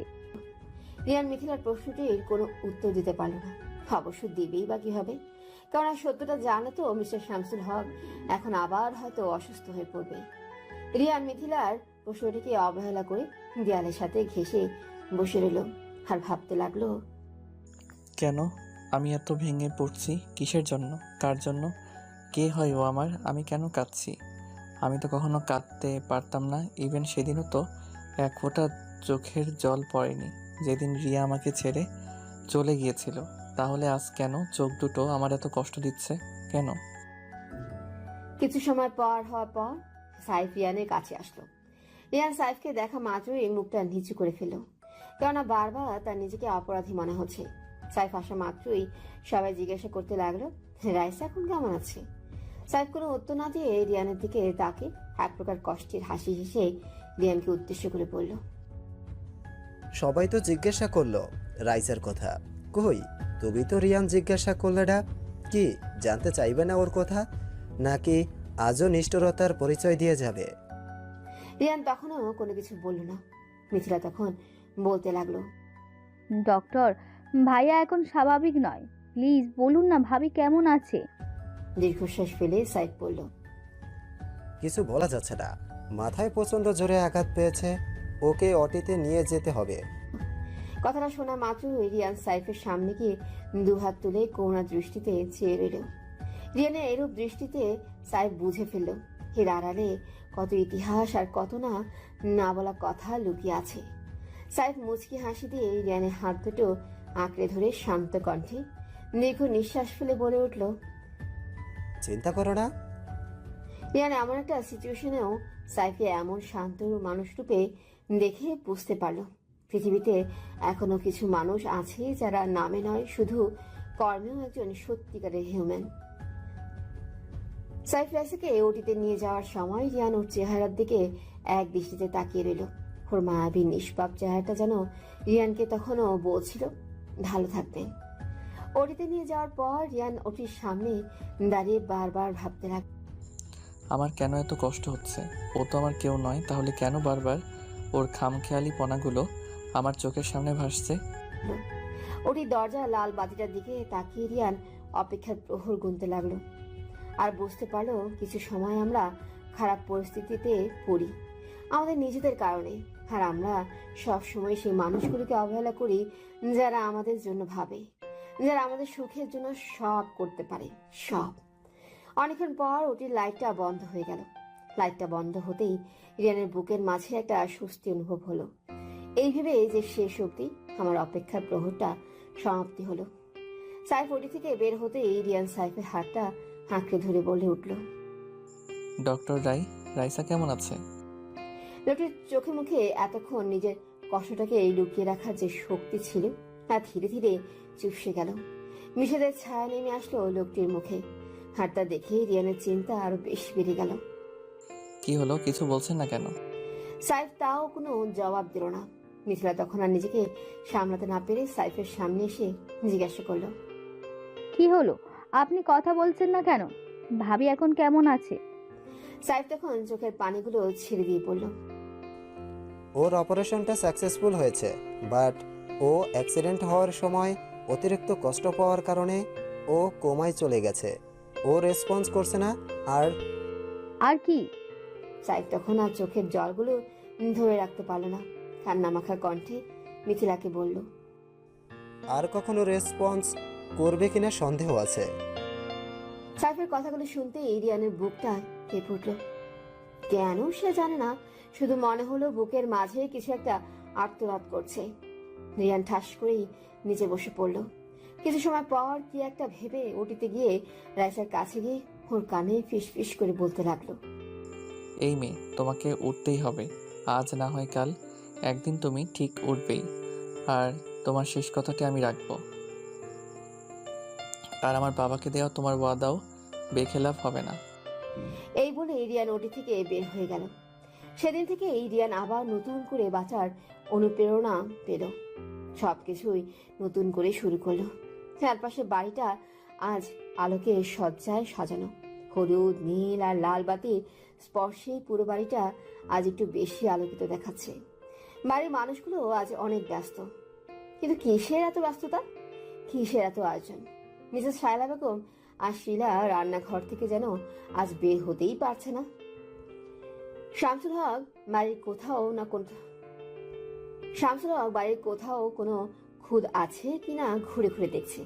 আর মিথিলা একগাল হাসি মুখে রেখে উপরে যেতে লাগলো। হাত চেঁচিয়ে রিয়ানকে ডাকতে লাগলো, ভাইয়া, এই ভাইয়া। অতঃপর রিয়ানের দরজার সামনে গিয়ে নক করতে লাগলো আর বলতে লাগলো, কিরে ভাইয়া, আজকের দিনও কি তুই এত বেলা অবধি ঘুমাবি? ওপাশ থেকে তখন উত্তর আসলো, একটু দাঁড়াবো না, আসছি। গলার আওয়াজটি শুনতে পেয়ে মিথিলা শান্ত হয়ে গেল। কিছু সময় পর রিয়ান দরজা খুলল। রিয়ান দরজা খুলতেই মিথিলা চমকে গেল রিয়ানকে দেখে। পরনে নীল গোল্ডেন শেরওয়ানি। বেশ লাগছে ভাইয়া তোকে।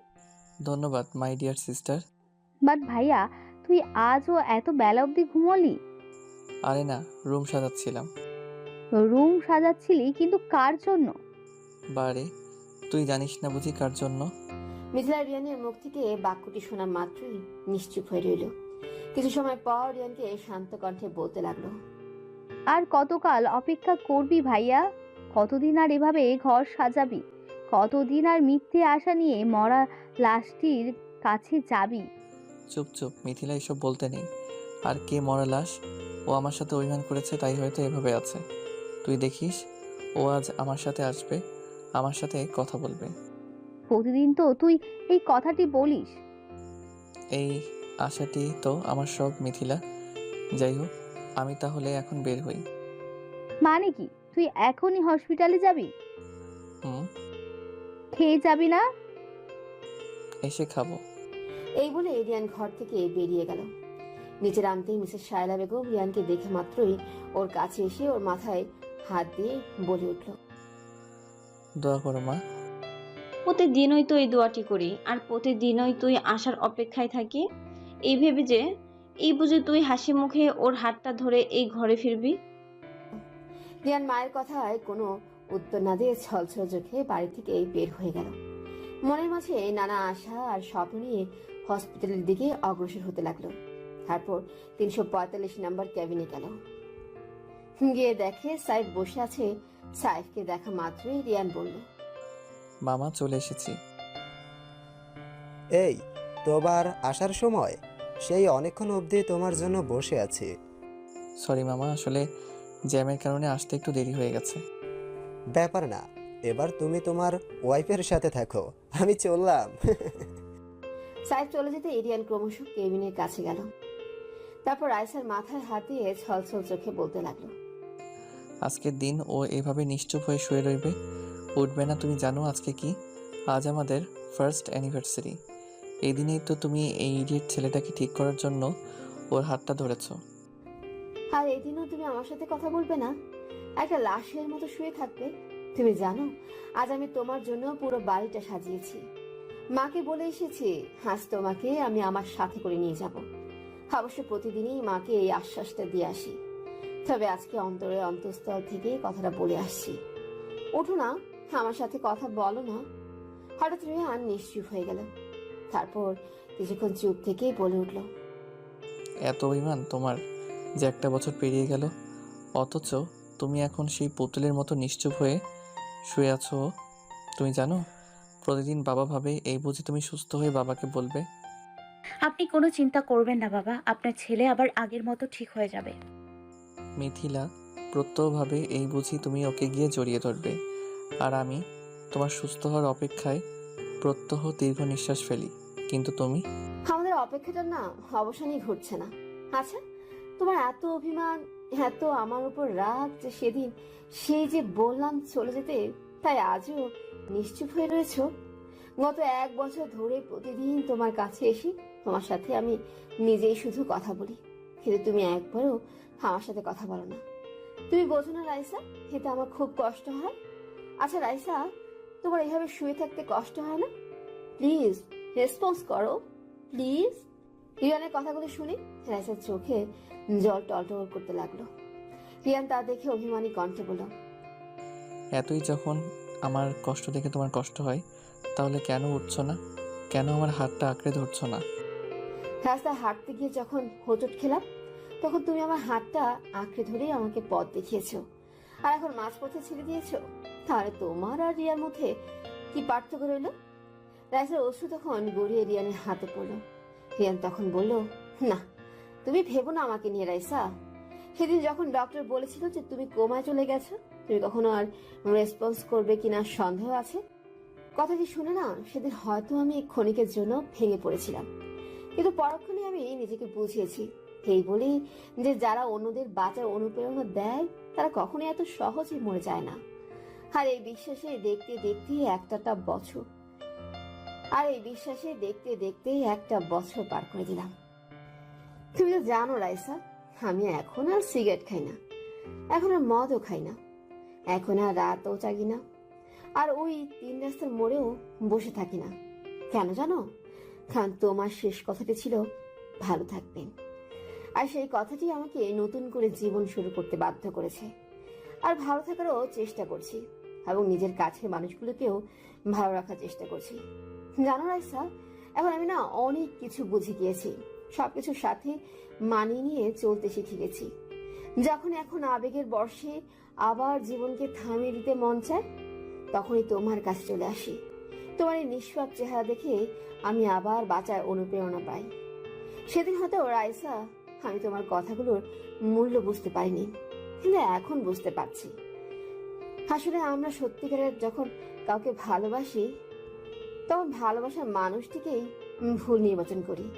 আর যখন কেউ আমাদের সত্যিকারের ভালোবাসে, তখন আমরা না তার ভালোবাসাটাই বুঝি না। বুঝতে পারি তখনই যখন সে আমাদের ছেড়ে দূরে চলে যায়। যেমন এখন আমি বুঝতে পেরেছি তোমার নীরবতার কারণে। আর রিয়াও হয়তো বুঝতে পেরেছে, তাই তো কয়েকদিন আগে আমাকে ফোন দিয়ে কাঁদতে কাঁদতে বললো ও আমার কাছে ফিরে আসতে চায়। কিন্তু এই কথাটি শুনে না সেদিন আমিও না একটুও খুশি হইনি। 3টা বছর যার জন্য মরা লাশের মতো ছিলাম, সে আমাকে ফোন দিয়েছে। সেই অনুভূতিটা আমার ভেতর আজ কাজ করেনি। কেন জানো? বিকজ আমার সব অনুভূতি আর আবেগ ভালোবাসা শুধু তোমায় ঘিরে। আসলে আমাদের জীবনে না সুখকর অনুভূতির ঘাটতি থাকে, বিধায় আমরা জীবন পথ চলতে গিয়ে বারবার ভালোবাসাটাকে খুঁজি। আর ভালোবাসার প্রথম, দ্বিতীয়, তৃতীয় বলতে কিছু নেই। যে ভালোবাসায় হাজার কষ্টের মাঝেও আমরা সুখকর অনুভূতি খুঁজে পাই, সেটাই প্রথম এবং শেষ ভালোবাসা। আর বাকি সব কিছু আবেগ কিংবা একটু ভালো লাগা ছাড়া আর কিছুই নয়। আজ মনে হচ্ছে সেদিন রিয়া আমাকে ছেড়ে চলে গিয়ে অনেক ভালোই করেছে। কারণ এই পৃথিবীতে এমন অনেক স্বামী স্ত্রী আছে যাদের ভেতরে ভালোবাসার শব্দটি নেই, কিন্তু সমাজ বাস্তবতার কারণে একজন আরেকজনের সাথে মিথ্যে অভিনয় করে জীবনটাই পার করে দিচ্ছে। কিন্তু রিয়া আমার সাথে সে নাটকটা করলো না। যদি করতো তাহলে কখনোই জানতেই পারতাম না যে ও আমাকে কখনোই ভালোই বাসেনি। আমি শুধুমাত্র ওর আবেগ ছিলাম, যার মেয়াদ ছিল 3 বছর। আর ভালোবাসা জিনিসটা না কখনো সময়ের সাথে সাথে কমে না, বরং একটু একটু করে বাড়ে, যা মানুষকে আরো দীর্ঘদিন বাঁচার অনুপ্রেরণা দেয়। আর সেই অনুপ্রেরণা নিয়েই তো দুজন একসাথে হাতে হাত রেখে জীবনের সমস্ত জড়া, জীর্ণতা আর বাধা অতিক্রম করে। আর কত ওই পুতুলের সাথে কথা বলবে রিয়ান? সাইফের গলার আওয়াজটি পেতেই রিয়ান নিশ্চুপ হয়ে গেল। কিছু সময় রাইসার দিকে তাকিয়ে থেকে বলে উঠল, যতদিন ও রেসপন্স না দেয়। ওর আর রেসপন্স? এই আশা নিয়েই তো 1 বছর পার করেই দিয়েছ। যাও, বাড়ি যাও। এই বলে সাইফ চলে গেল। রিয়ান তখন রাইসার চোখের জলগুলো মুছতে লাগলো আর নির্লিপ্ত স্বরে বলতে লাগলো, আজকেও খালি হাতে ফেরাবে? তারপর রিয়ান রাইসার কপালে হাত বুলিয়ে বলে উঠল, আসি। কথাটি বলে রিয়ান দাঁড়িয়ে চলে যাওয়ার জন্য পা দিতেই মনে হলো কেউ ওর হাতটাকে শক্ত করে ধরে রেখেছে। নিছক কল্পনা কিংবা স্বপ্ন মনে করে রিয়ান আবারও চলে যেতে গেলেই সেই অনুভূতিটা আবারও ফিল হলো। রিয়ানের চোখে মুখে সুখের আমেজ নেমে আসলো। পেছন ফিরে তাকালো, তাকাতেই দেখে রাইসা হাতটা আঁকড়ে ধরেছে। রিয়ান ব্যাপারটা বিশ্বাস করতে পারলো না, তাই রাইসার মাথার পাশে গিয়ে বসে চোখ দুটো বন্ধ করলো নিছক স্বপ্ন ভেবে। হঠাৎ মনে হলো কেউ তাকে বলছে, নিয়ে যাবে না আমায় তোমার সাথে? কৌতূহল বর্ষে চোখ খুলতেই রিয়ান দেখলো রাইসা ওকে কথাটি বলছে। ব্যাপারটি দেখে রিয়ান জোরে জোরে শ্বাস ছাড়লো। আর সে এক একটা শ্বাস ছিল রিয়ানের 1 বছরের অপেক্ষার প্রহর গুনার প্রমাণ। রিয়ান রাইসার কপালে আলতো করে একটা চুমু দিয়ে বলল, 1 বছর পর আমার অপেক্ষার সমাপ্তি হলো। রাইসা, আমি কি কোনো স্বপ্ন দেখছি? রাইসা তখন আস্তে আস্তে বলল, আমি রিয়া নই যে হোঁচট খেয়েছো বলে মাঝপথে তোমায় ছেড়ে চলে যাব। তাই তো মরতে মরতেও বেঁচে গেলাম। রিয়ান এতক্ষণ পর বুঝতে পারলো যে এখন যা ও দেখছি বা ওর সাথে যা হচ্ছে সব সত্য। রিয়ান কিছু সময় চুপ থেকে অতঃপর জোরে চিৎকার দিয়ে ডক্টরকে ডাকতে লাগলো। ডক্টর, ও রেসপন্স করেছে, ও রেসপন্স করেছে। তারপর উচ্চস্বরে হেসে বলতে লাগলো, এই ভাড়াটে বউ, তুই আমার সাথে বাড়ি যাবি না? না। কিন্তু কে ভাড়াটে বউ যার 2 মাস ফুরিয়ে গেছেন? কারণ এই যে তুই বললি আমি তোর ভাড়াটে বউ যার 2 মাস ফুরিয়ে গেছে। রিয়ান তখন হাসতে হাসতে বলল, হ্যাঁ তো তুই আমার ভাড়াটে বউ তো, তবে 2 মাসের জন্য নয়, সারা জীবনের। এই বলে রাইসার হাতটা আরো শক্ত করে আঁকড়ে ধরলো, যাতে হারিয়ে না যায়। তারপর রিয়ান কাঁদতে লাগলো। রিয়ানের কান্না দেখে রাইসা বলে উঠল, এবার রিয়ান হক কাছে আদ্রিয়ান দিলি, আমায় ছেড়ে চলে যাবি না প্লিজ। কখনো না। এই যে হাতটা ধরলাম, মৃত্যু অবধি শক্ত করে ধরে রাখবো।